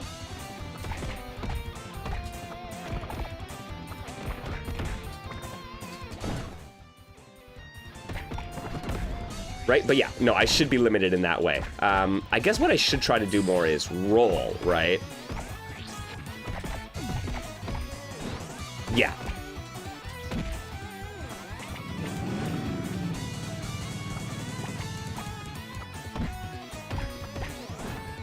Ooh, right, there's the air dodge too.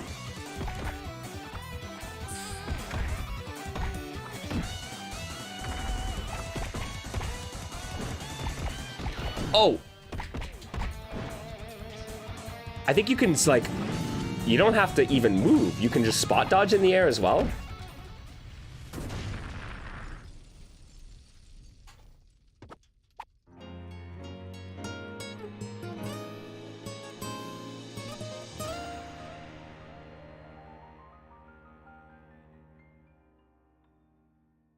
Oh, damn.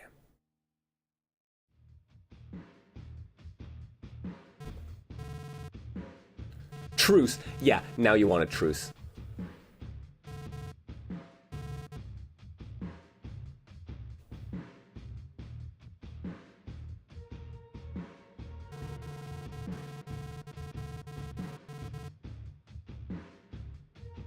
Never get rid of the eternal corp. Yeah, yeah. There is an anti-corporatism environmental message throughout all of this.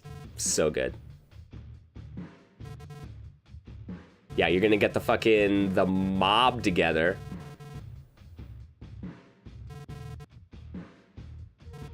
Don't stand a chance against the organized crime. That is capitalism.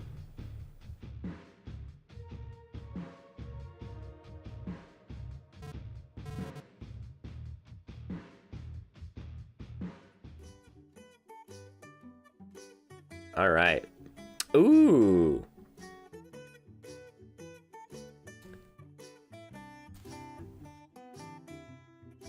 There are, okay, so there are paths off of that oh, are we doing the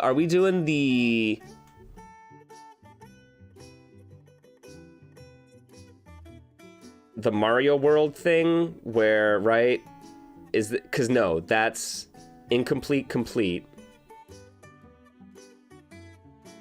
I was like, is yellow an alternate path? Is there a secret exit?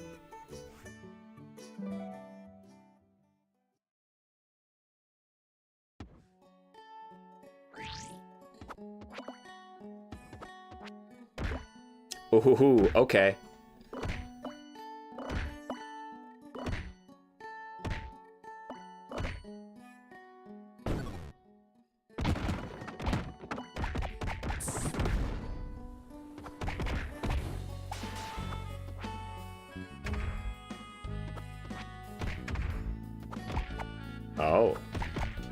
Oh, we're gonna be it's Castlevania now.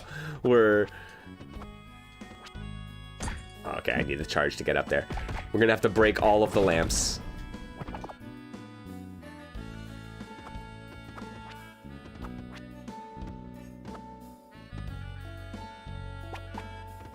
Seriously?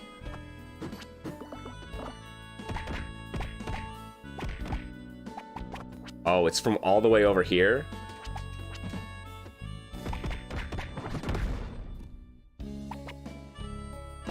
Ow. I just wanted to run, dude. Just let me run.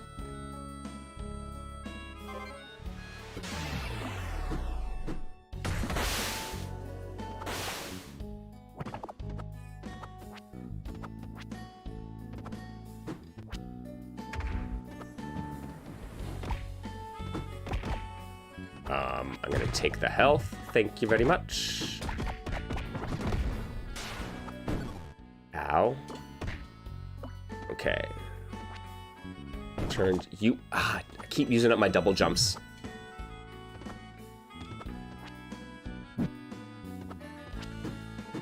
Oh.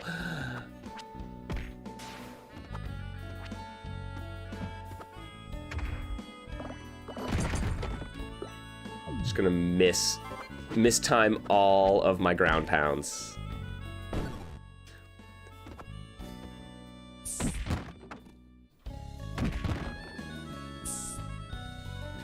I'm like so paranoid now.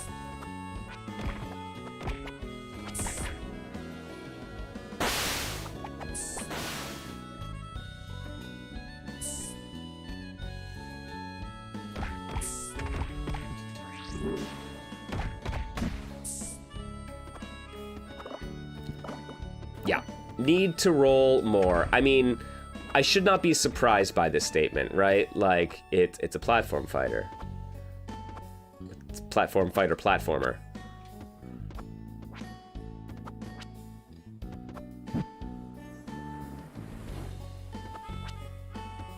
So I should be using all of those. Ooh!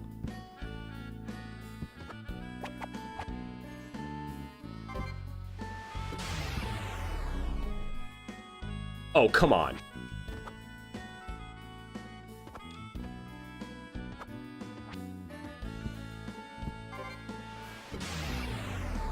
No? This has got to be a thing, right?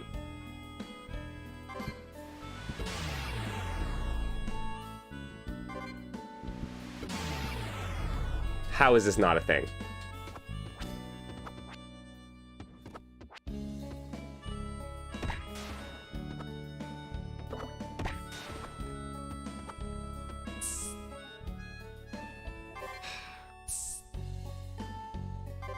Okay, guess I got. I feel declined, exactly.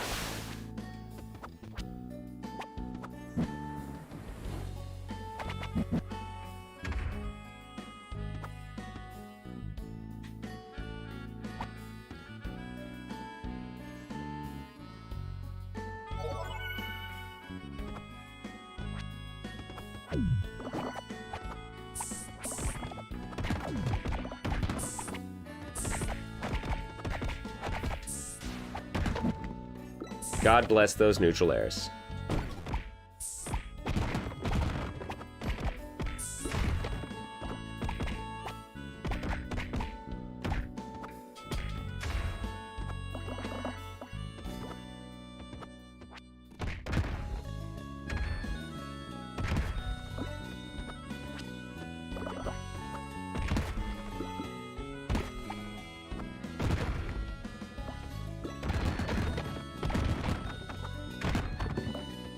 There it is.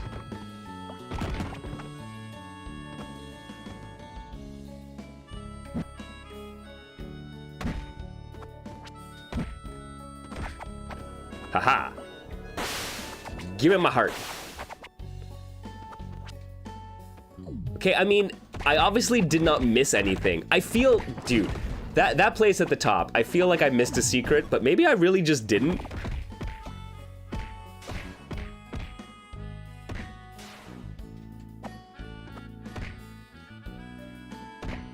Maybe that just needs to be where one is added.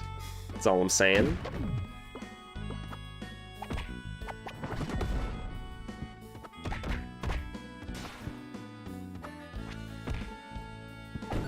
Ow.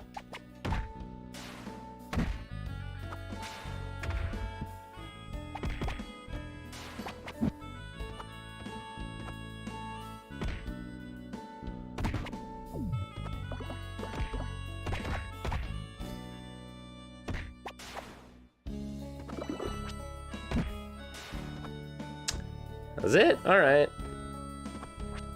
Oh, something here.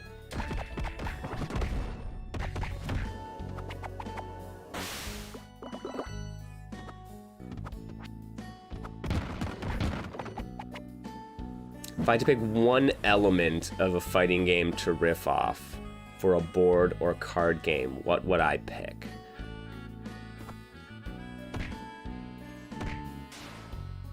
Well, I mean, it's funny because for polyhedral pummel, right, I chose motion inputs, which I think is particularly hilarious for me, who I am like, for the longest time, I was the Fantasy Strike guy. I was the not motion input guy.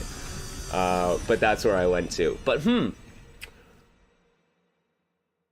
there are, oh God, there are so many avenues to go down.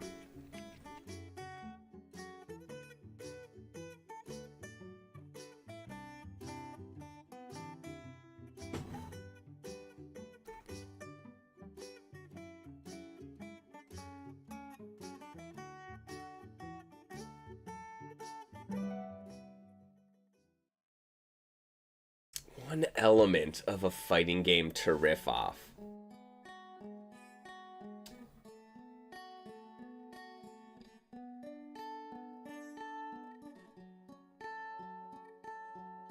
Yeah, man. Oh, God.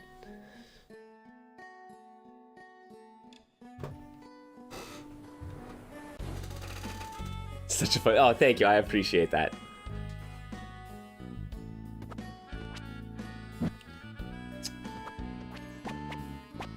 Asking the good questions, man.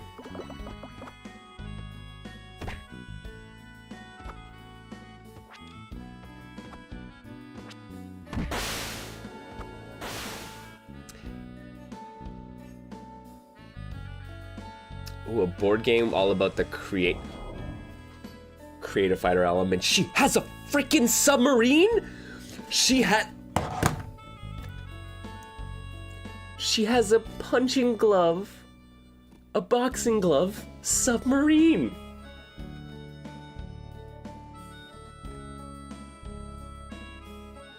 This is too cute. I love this. I love this. God, can I get a globule plush, please? Oh, this is super nifty. So now you have like an eight-way drill.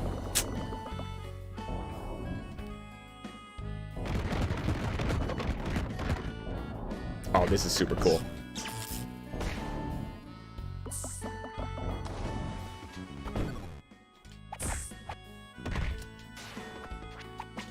So yeah, what about a board game all about the creative fighter element? Oh, that could be fun, man. Like, I think that's a good one, particularly for, like, and I don't mean this disparagingly, but for casuals, like, I have friends who do not give a shit about competitive fighting games who love, like, customizing characters in whatever, right? And yeah, give them a fighting game character design. They will design the heck out of that character and be like, cool, I saw their special moves. And then I am like, okay, but you realize you've made this, like, loopable, right? And then I start playing around with it. There's probably a real good opportunity for pulling in some of more of those casual aspects.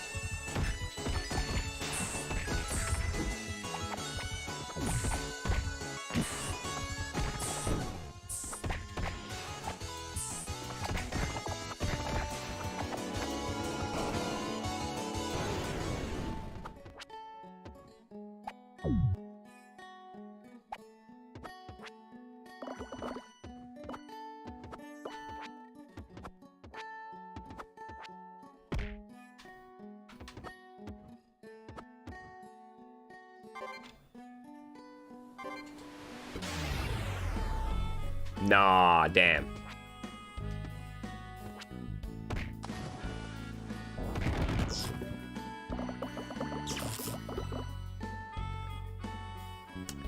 Fashion Fighter, the board game.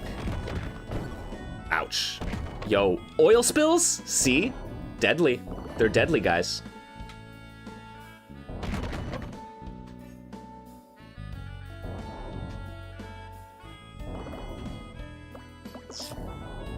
Woohoo!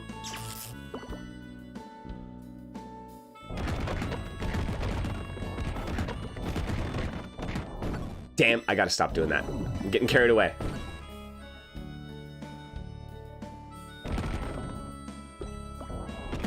Fashion Fighter, the board game. What would you do? What would you do for a fashion fighting board game?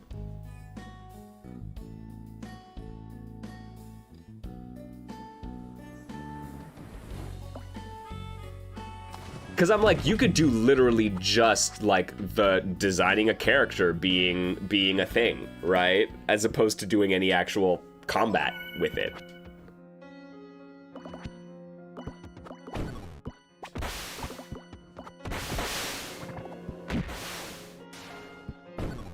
Ow.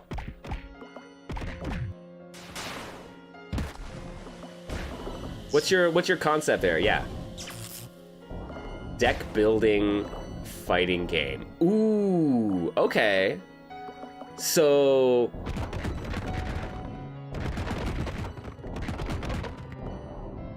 are we talking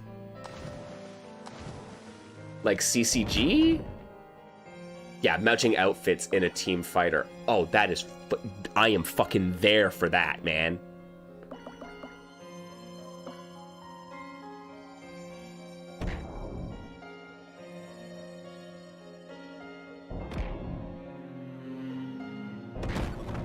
Dominion genre. Grav, I am also there for that.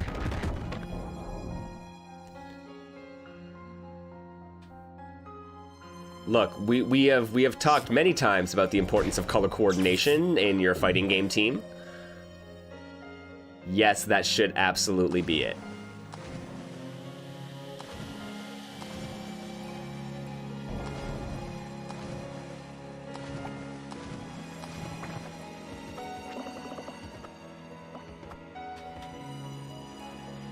Oh, man. So yeah, you have to use a hand and a communal pool of cards to assemble the most uniformly fashionable team. There is a there's a great game called Horrible Abominations, and it is all about creating the most horrible abomination. And so there are like, everyone starts with a centerpiece and adds like, they have a hand of cards and there's a communal pool that everyone draws from. and you have to like create, and you can get points for the whatever, the most arms, the most horns, the most teeth, the most color coordinated, the most, you know, different types of colors. And so you get all these like, and throughout the game you draw more awards which give you new win conditions, basically. So like you might be building an all blue, no horn monster, right? And then all of a sudden there's something that is like, okay, but if you get multiple colors, you get multiple sets of points. And then being like, oh, how do I do, like, what do I do now? Can I get different, what does my hand give me, right? And building out these monsters. Or you could just play it as a strictly, like, aesthetic game. Like, I played against my friends, and I was like, no, I am making this kind of monster because I think that will be badass, right? And I'm like, I don't give a shit if it gives me points or not. This is the one monster I want to make. That could be really cool. I would suggest, if you want to explain, like, explore this kind of concept, right? I think that's a really great example of doing it, of doing like point-based communal draws, if you wanted to see how another developer might handle some of those systems. Auto pets. Not too far off FS boss rush idea, but the concept will be focused solely around that. Intentionally non-competitive fighter in a sense. No, what is auto pets?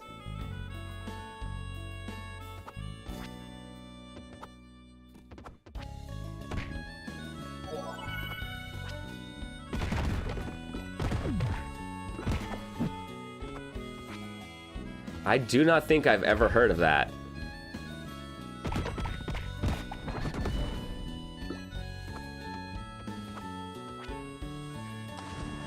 But I do like the idea of a, right, a non-competitive, just a deck builder, basically. All right, but yeah, like a non-competitive, competitive thing where it's like, yeah, that's, I like the, I mean, I'm a fan of mixing genres and ideas, basically, right? Oh my god, what am I doing?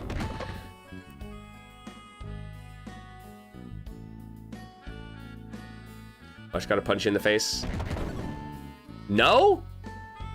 I guess that is technically a spike on your face. Oh my god.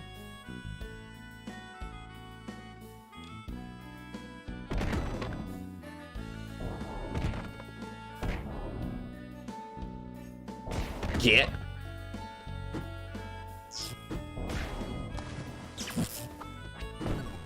Oh my god.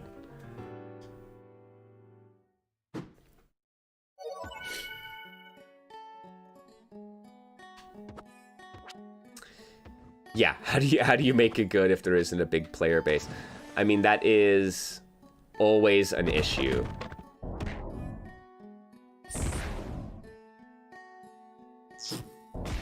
I think, I would say, like, card games and board games have the unique ability that it's like, usually you have to have people, right? Anyways, you have usually a tabletop group or something like that.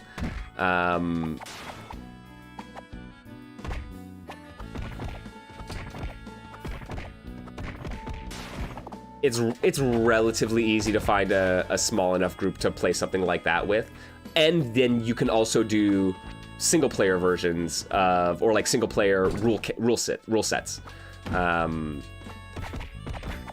So it's like, yeah, if you cannot find the player group, then that's fine. You can still play this game in a solo fashion, right? I think there is some resistance to single player board games. I'm probably guilty of this, where I don't play single player board games that I would probably really enjoy, just because I find it weird to sit down with like playing a tabletop game by myself, but I don't feel weird about playing a video game. I don't know why that is.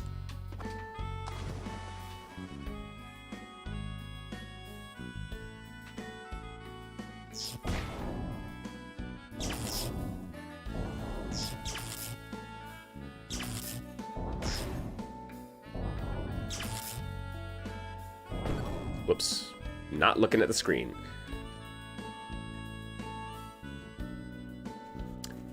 Yeah, and then that's it. Focusing on single player, like, give me a fighting game solitaire, right? Like, legitimately, fighting game solitaire, kind of cool. I basically do that by playing a lot of these games anyways, so why the hell not? Explicitly build that out, right? You could just do a turn-based Mega Knockdown style. Whoops!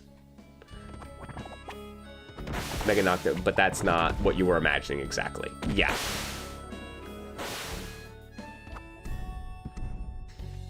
Oh yeah, and that's the other thing where I think a lot of the single player, and maybe Mohas could speak to this a little bit as a tabletop designer. Do single player, like, I don't know. I get the sense that people see single player rule sets of what is otherwise a multiplayer game as being not the real game, if that makes sense. And so they're less likely to actually play it.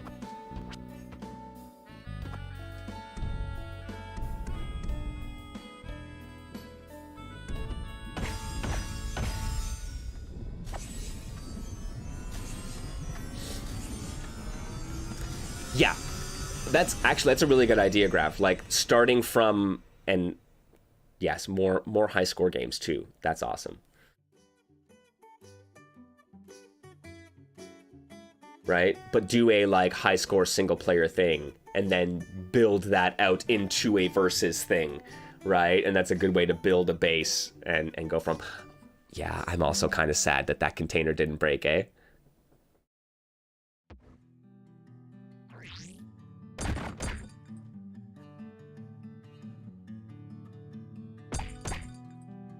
Oh, Pastel Project? I think that was the work in progress name for Declines Drops.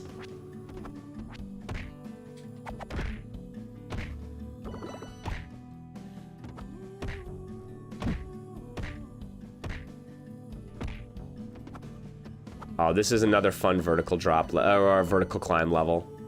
Oh, really?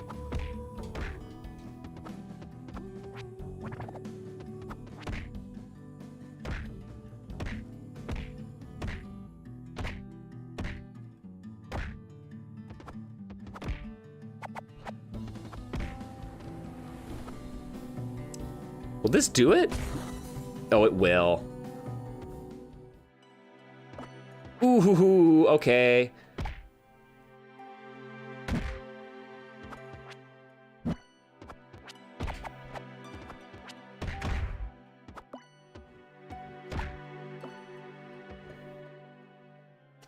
Yeah, a consistent drip feed of Theory Fighter. I love that. Based on the popularity of Slay the Spire, things like it might be something people like for sure.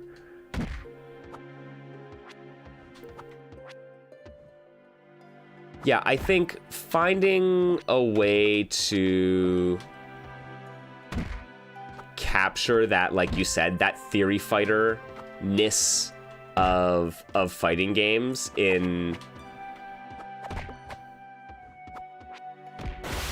There we go. Yeah.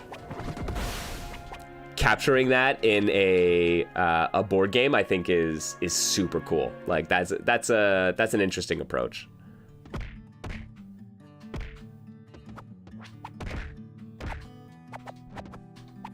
Dang it.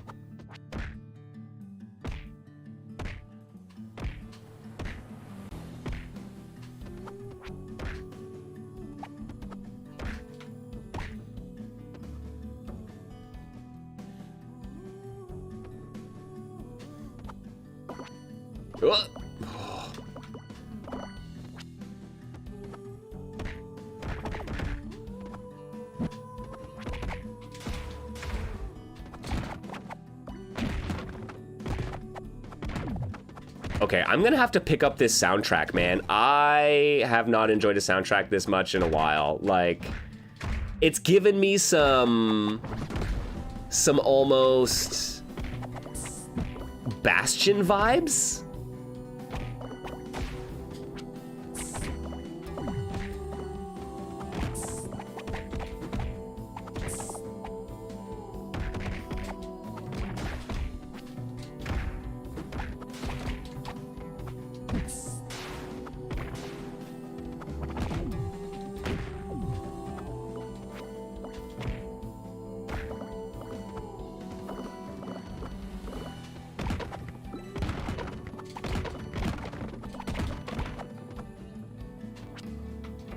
Oh, no.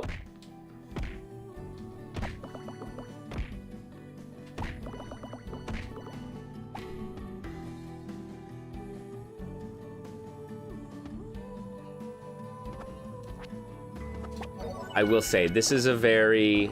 It's not... I'm not going to say it's a cozy game. But this is a very comfortable game. This is an excellent, like, fall game, honestly.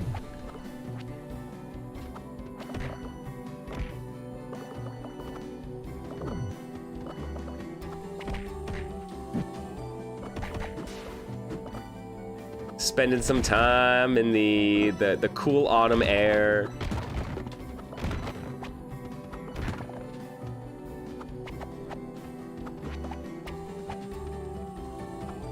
Wait. Huh?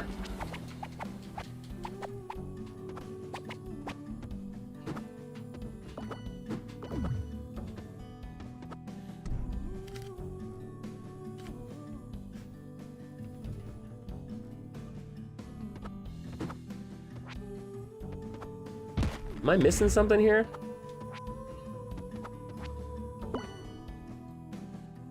I'm gonna have to find it. Okay.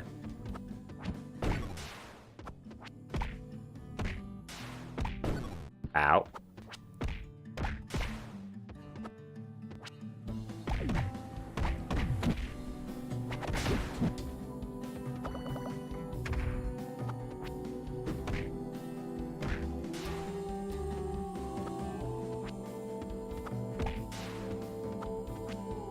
Ugh. I did not quite see that lamp. Okay, I'm sure that, yeah, that hidden thing has got to be somewhere else in that area.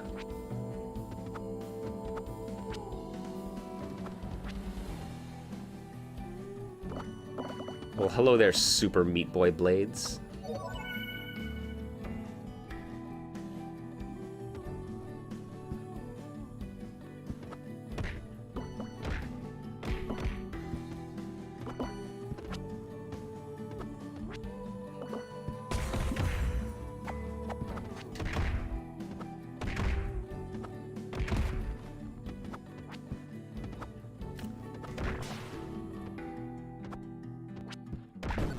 Oh. Right. More air dodges, Mike. Every time, I keep reminding myself.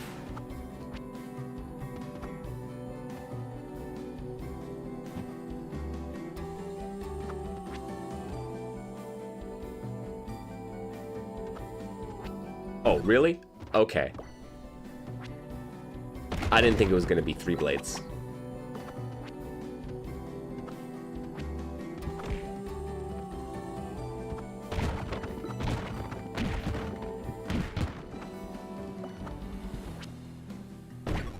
Come now.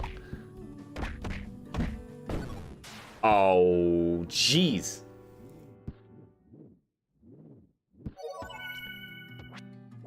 Oh, no. Okay, I gotta get a little bit better at managing my, like, jumps on... I keep remembering, like, I keep forgetting that I don't have my access to my double jump after I do the bounces.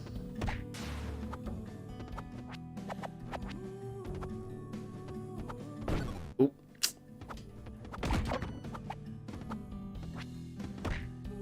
Right, so yeah, after I bounce off one of these things, I don't have another double jump, and I think that's partly what keeps messing me up.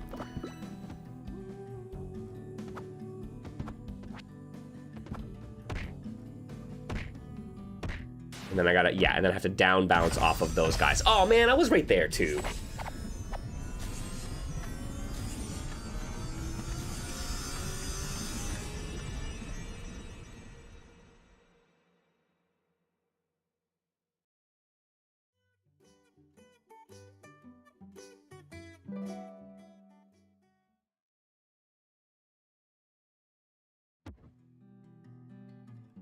Ooh. Oh, I'm sorry.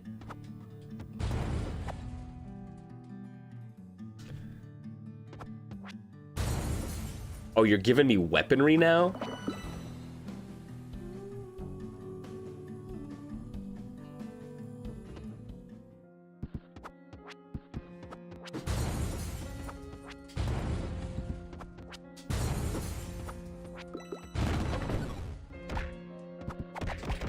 Holy jeez, okay.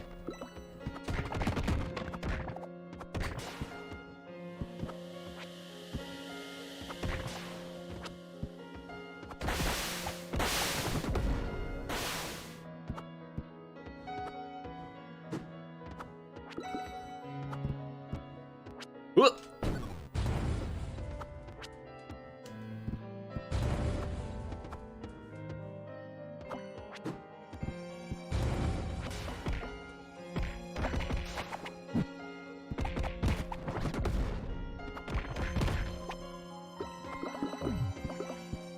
Get me some shinies. All right.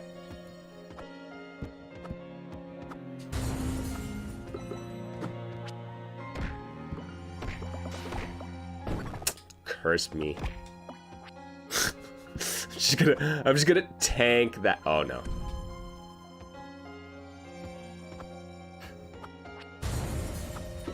Okay, at least the explosion from that thing doesn't hurt me.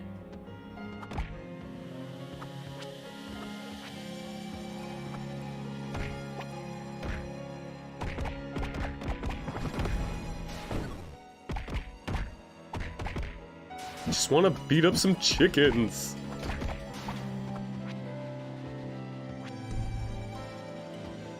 Oh, did I miss one?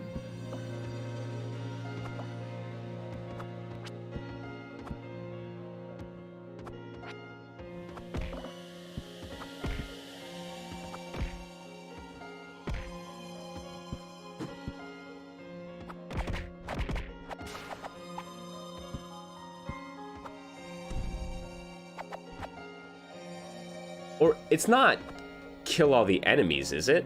It might be. Hang on, let me double check.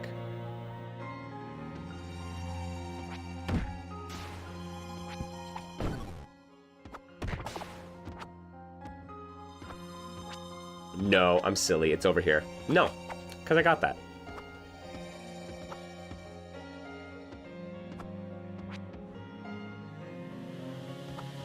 You're done. Got you.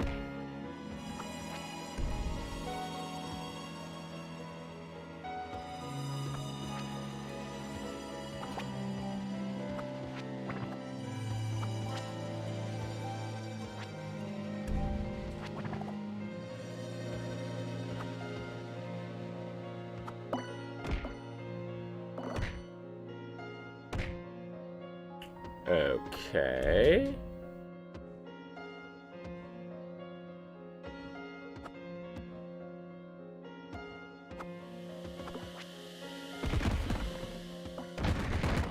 Oh my god, I'm an idiot.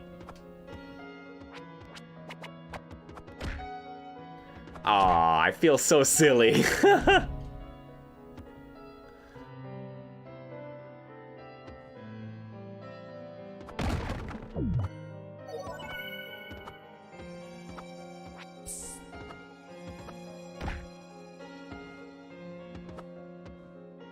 Now I'm like, oh god, I gotta break all the boxes now. There's not gonna be two switches that close to each other, but still.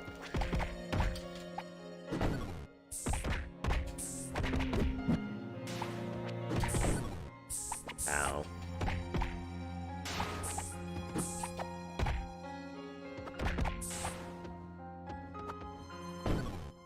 What? Oh. Okay, I did not realize those were dipping in and out. Fine. It is limited time. Oh, dang it. Okay, okay, okay, hang on.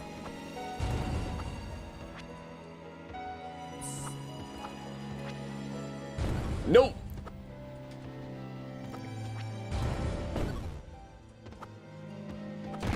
Thank Lord we had some health here. All right.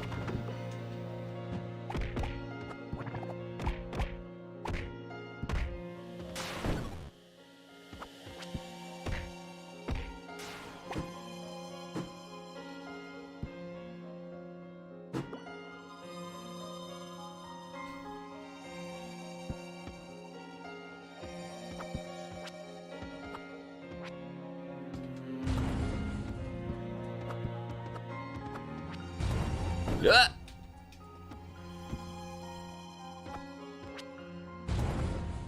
I'm just hoping at this point. Thank you. I got it. I got it.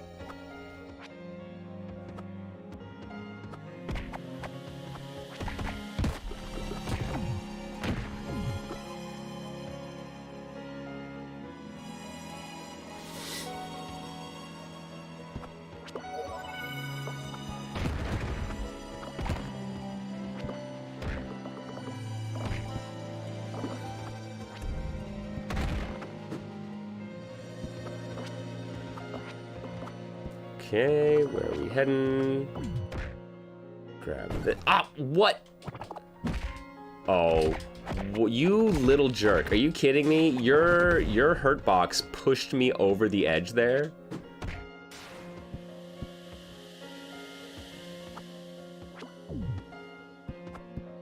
Okay, that's one.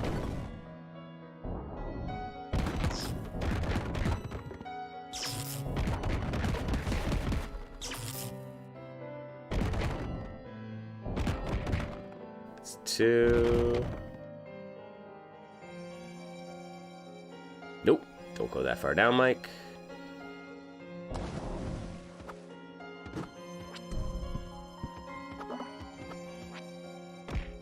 Okay, I'm gonna need a bomb.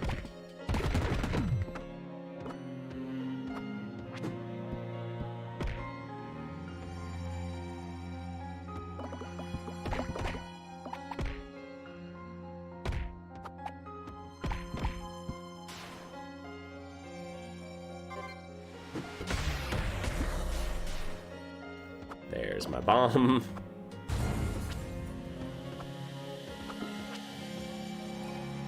Yo, what is up, punk?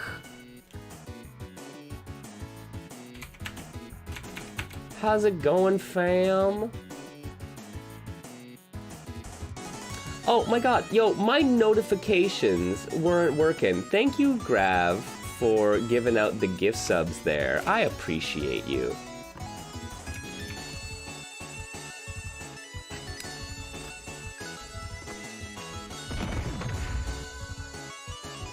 But yo, how you... Oh, I messed that one up.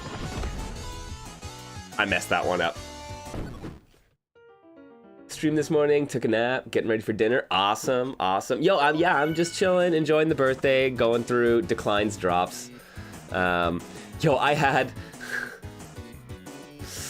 a heated exchange with my boss today, which left me feeling pretty shitty, I got to admit, as I finished work. But then I was like, you know what though? I'm getting to come here and hang out with y'all and play some cool games. So that's made it a lot better. And I missed... Maybe I'm fine? Did I get... Yeah, okay, I'm fine. I didn't need that last explosive. Ah!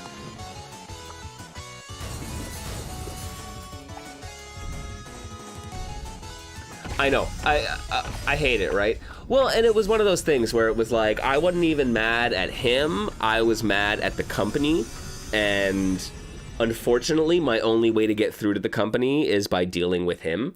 And so he was like, look, man, I'm not doing this to you. And I'm like, I know, but you're my boss, and you're my only access to the people who have to fucking make the changes, right? So I felt really bad, because I was like, I got pretty heated, because I'm like, I've had issues with my employers before about them upholding their end of the employment bargain, let's just say. So yeah, no, it's not a fun time, right? So I was like, I'm walking home from work and I'm like, I don't even want to stream today, right? And then I get home and I was like, okay, I had a coffee and I had something to eat and I'm less hangry, and I'm like, yeah, let's shake it off, let's chill. And now we get to playing a fucking delightful game. This game is just bringing a smile to my face now, man. It makes me happy. Yeah, no, I have been successful in shaking off the bad vibes, not the least of which because we've had cool people hanging out today.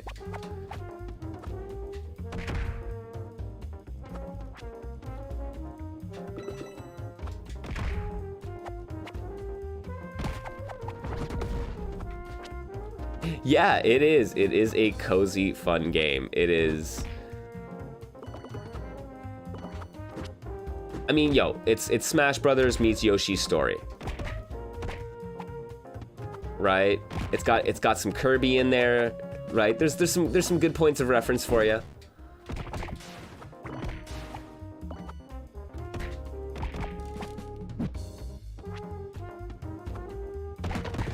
I am absolutely in love with the music, though.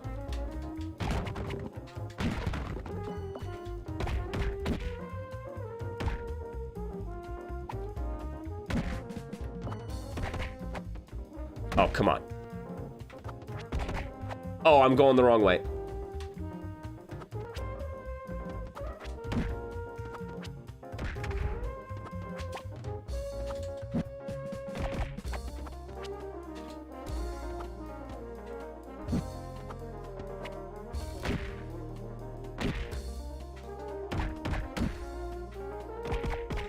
No, get out of the corner. Ah, damn it.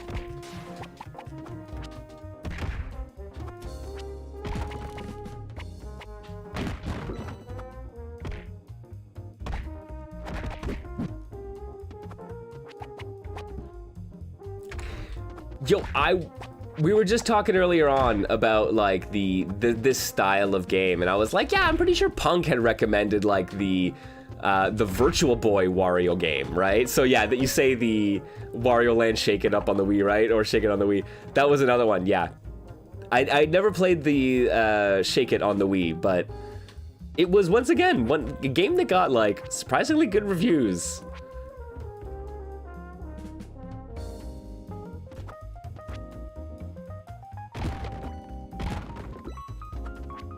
But no, it's platforming, it is secrets, and all the combat is, you know, Smash-esque.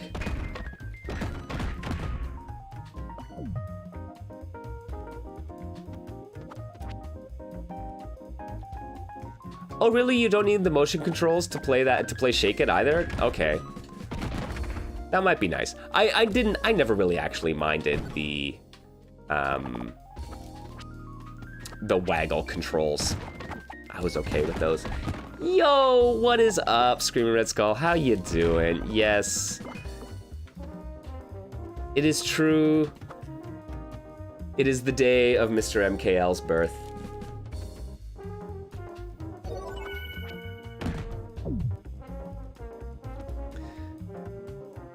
Yo, we're doing good here. We're just chilling. Oh, I do not have enough MP.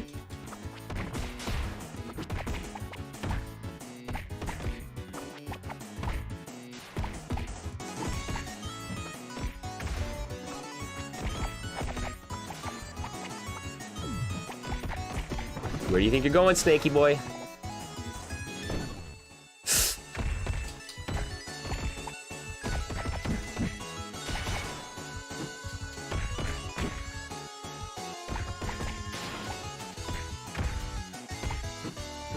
Oh god, feels so good. And there's like a bit of the like beat 'em up vibe of you get to just continue your combo on all of these like minions basically.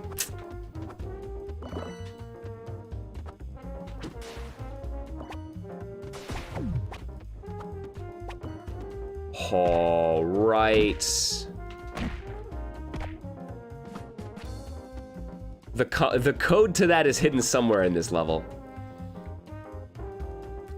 But yo, Red Skull, I hope you've been doing good, man. We've just been having a good Thursday, I hope.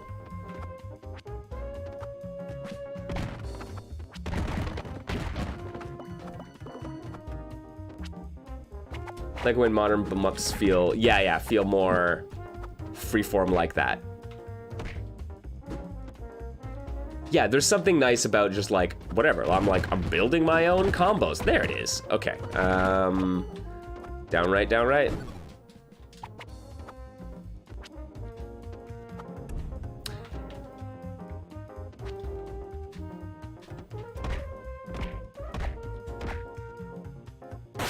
Ba-ding. Oh, I have missed all the secrets in this level.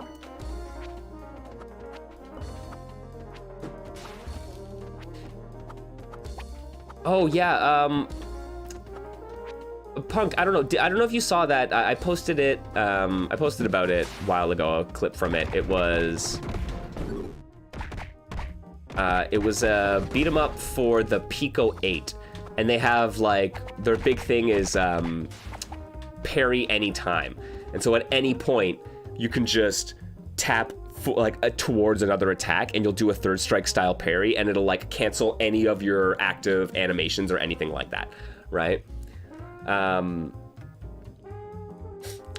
Yeah, it is super cool, but its combo system is very rote. You have basically a jab and a single auto combo, and then like that's it, and like two types of jumping attacks, so you're very, very limited in what you can do, right? So like the fact that there's this really interesting parry system makes up for it, but like, yeah, like you need a little bit more, right? And it's like, even though you can go between them, it's like, it's not enough. Like it's great that the moveset, like the fighting game platform style moveset that Globule gets really gives you more than enough. It feels like very Subspace Emissary style in some ways.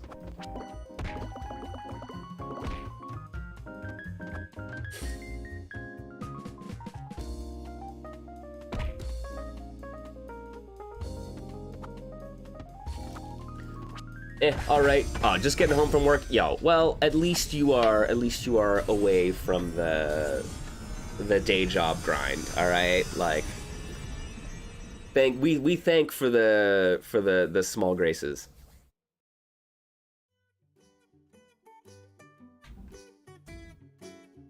All right, Petroleum Port. So I love this. I genuinely think, so I'm pretty sure, guys, that this is obviously a branching path, right? The yellow one, which makes me think that this yellow one also has a secret exit. And then we get all the way to here, right? And then we have two directions we can go. So is there like an alternate ending for the bosses?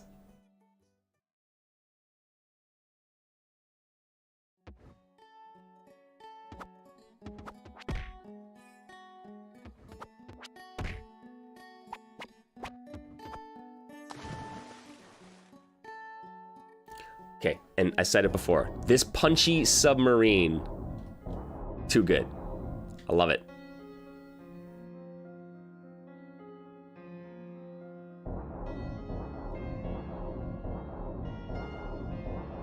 Oh, into the depths.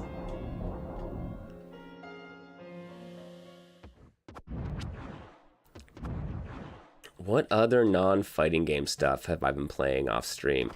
I've been playing some Bolt Gun. I have been playing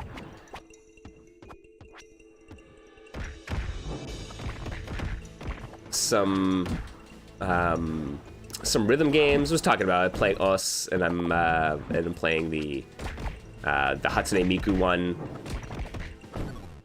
Ow.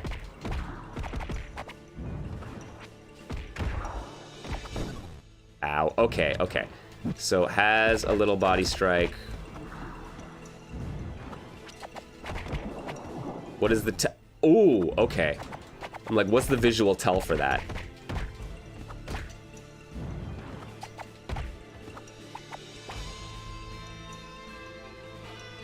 Oh. Oh, okay, okay. You're gonna drop out to the bottom like that? I see what it's like.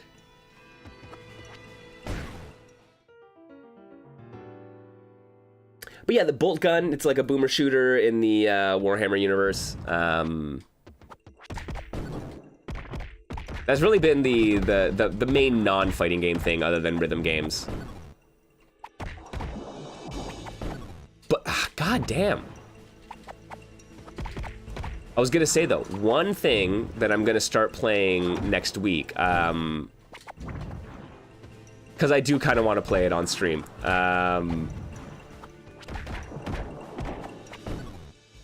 I'm gonna play Dino Crisis.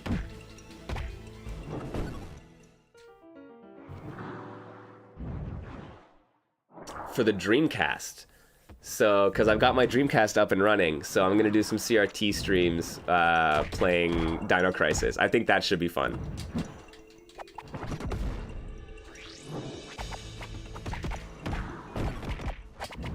Yeah, so I played it a lot growing up, but I never actually beat it. It was one of those games that I don't know why. It's just eventually I just stopped playing it. You know what? A Resident Evil game probably came out, is what happened.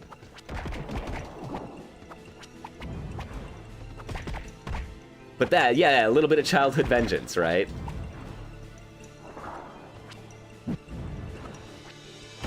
Yeah, man, declines drops. Yeah, it's been seen it on and off for years, right? It's definitely been... It's been in the works, so it's nice that it's finally got its release. Just came out today, actually.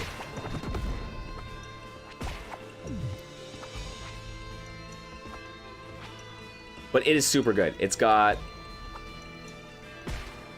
just the right... Like, I vibe with the mobility so well.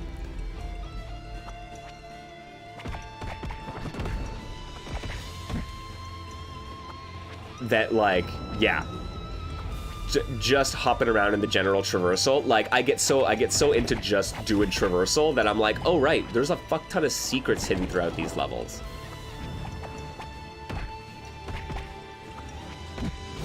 No, but it's... Oh, shoot. It's feeling good. It looks good. It sounds great. Ow.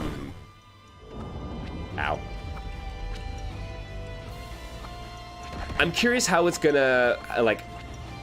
Honestly, I'm curious how long it's gonna be, so...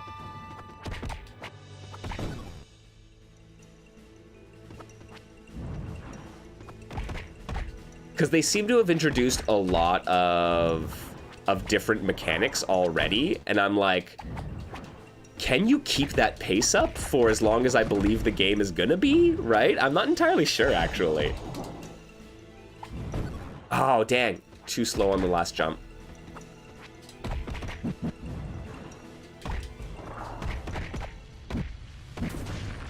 Got him.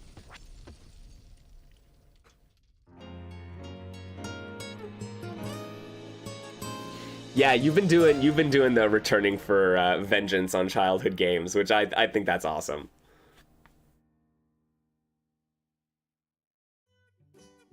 Yeah, well, and that's it, right? Like, I'm wondering if they're like, because this is like the first stretch of stages, right? That was the second boss. And so, like, you see here, right? Like, this is the first boss. And then this second stretch of stages has introduced a shit ton of stuff. So, I'm not sure what happened. Like, was I able to get up here? I don't know. And it's not, right? It's not like World 1, World 2. But it's like Petroleum Port. And then the individual levels. So... Right, I don't know how big this world map is gonna be. But like, if going across here is basically setting up, yeah, all of our systems, and then it's like iterating on them as we go.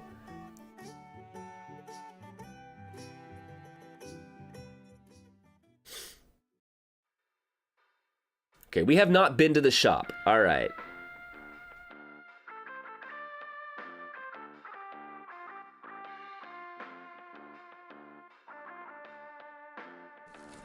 Yeah, I'm early in yet. This is the first time I've been into the shop even, where I'm like, I've collected like 4K of the tiers now, and I'm like, all right, let's see what we get. We get slightly modified wax, providing more health. Smells like bee spirit. Getting into the weird stuff. No more smash attacks, but way more specials. Ooh.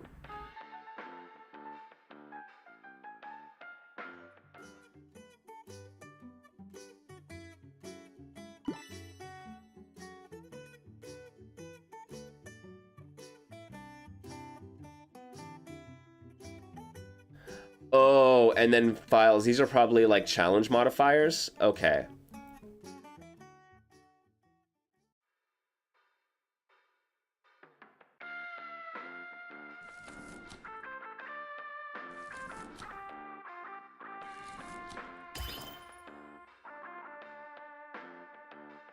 Yeah, let's do it. We buy that from you and then go into files. Linseed oil gauge is tripled, but smash attacks are unavailable. Oh, and we can only have one at a time. Okay.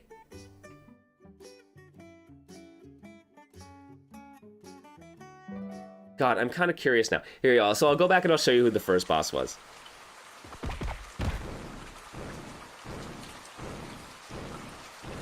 Yo, Laser, what's up? Thank you for the birthday wishes.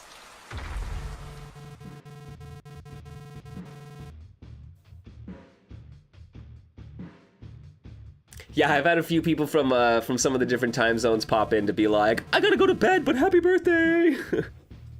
Seriously, much love. I appreciate it.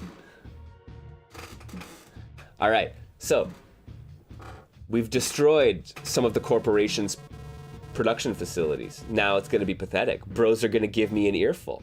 This plant manager has got to figure shit out and is gonna do it by beating the crap out of us.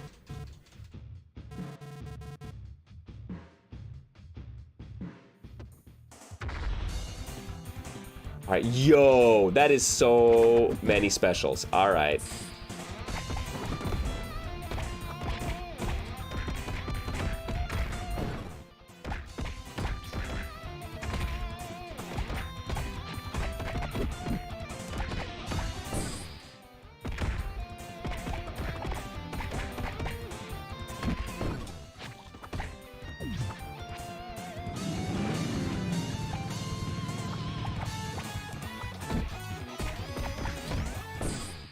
Oh, I was hoping to use an up special to get away from that.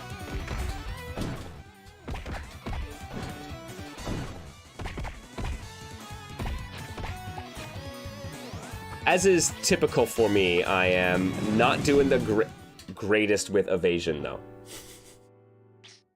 Holy crap, though, that is significantly more special, like, it's mana, basically.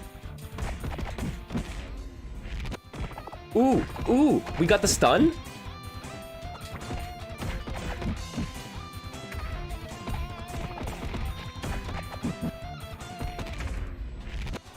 We got another one.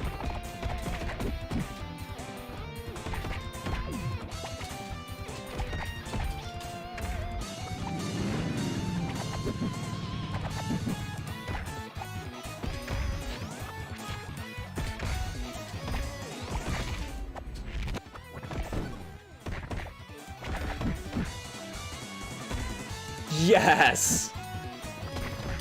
For some reason, I didn't think I was gonna be able to grab the boss. Even while even when stunned, I didn't think I was gonna be able to grab the boss. That is super sick. All right. Well, clearly, like, I have not been using enough specials, because as soon as I got this and I was just like, yeah, I have fucking, like, basically infinite mana now. I was like, yes, use them all.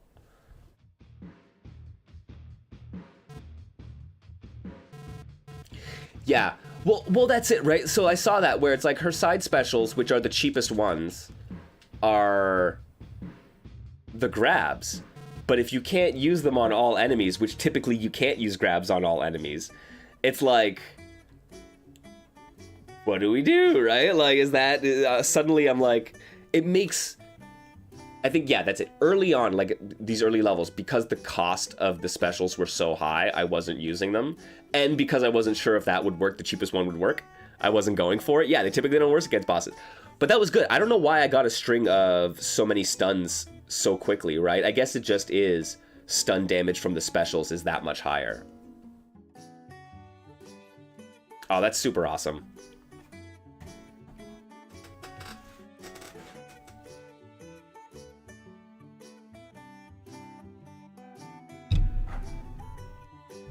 All right, my friends. Well, Mrs. MKL is on her way home from work.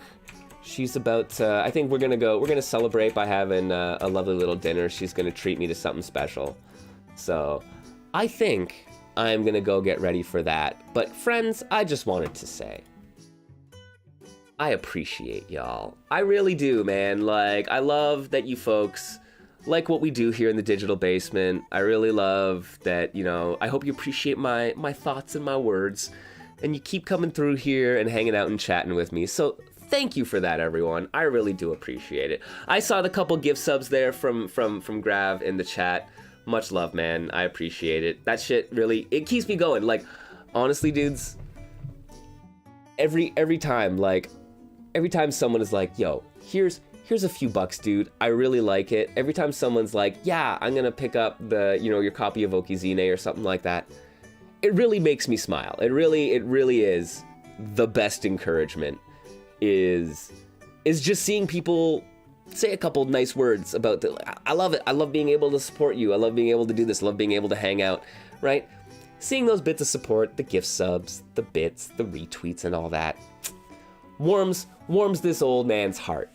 So thank you for making this place what it is. I really genuinely appreciate it. And hopefully we'll just keep growing from here and making it a cool space that people actually want to hang out in, right? So that's the goal. To another year of me being on my bullshit, as I said. And I hope you're here for it, guys. That's right, I'm gonna go home and be a family man. I will enjoy my evening. I will enjoy my birthday. Thank you for all the birthday wishes, everyone. I am off to see the family this weekend. I'm gonna go see Papa and Sister MKL, and but I'll be back. I'll be back for Niche Fighter Monday, and I hope you all join me then. And we'll check out something cool, no doubt. But until then, friends, thank you. Take care of yourselves. Be nice to yourself. Be nice to each other.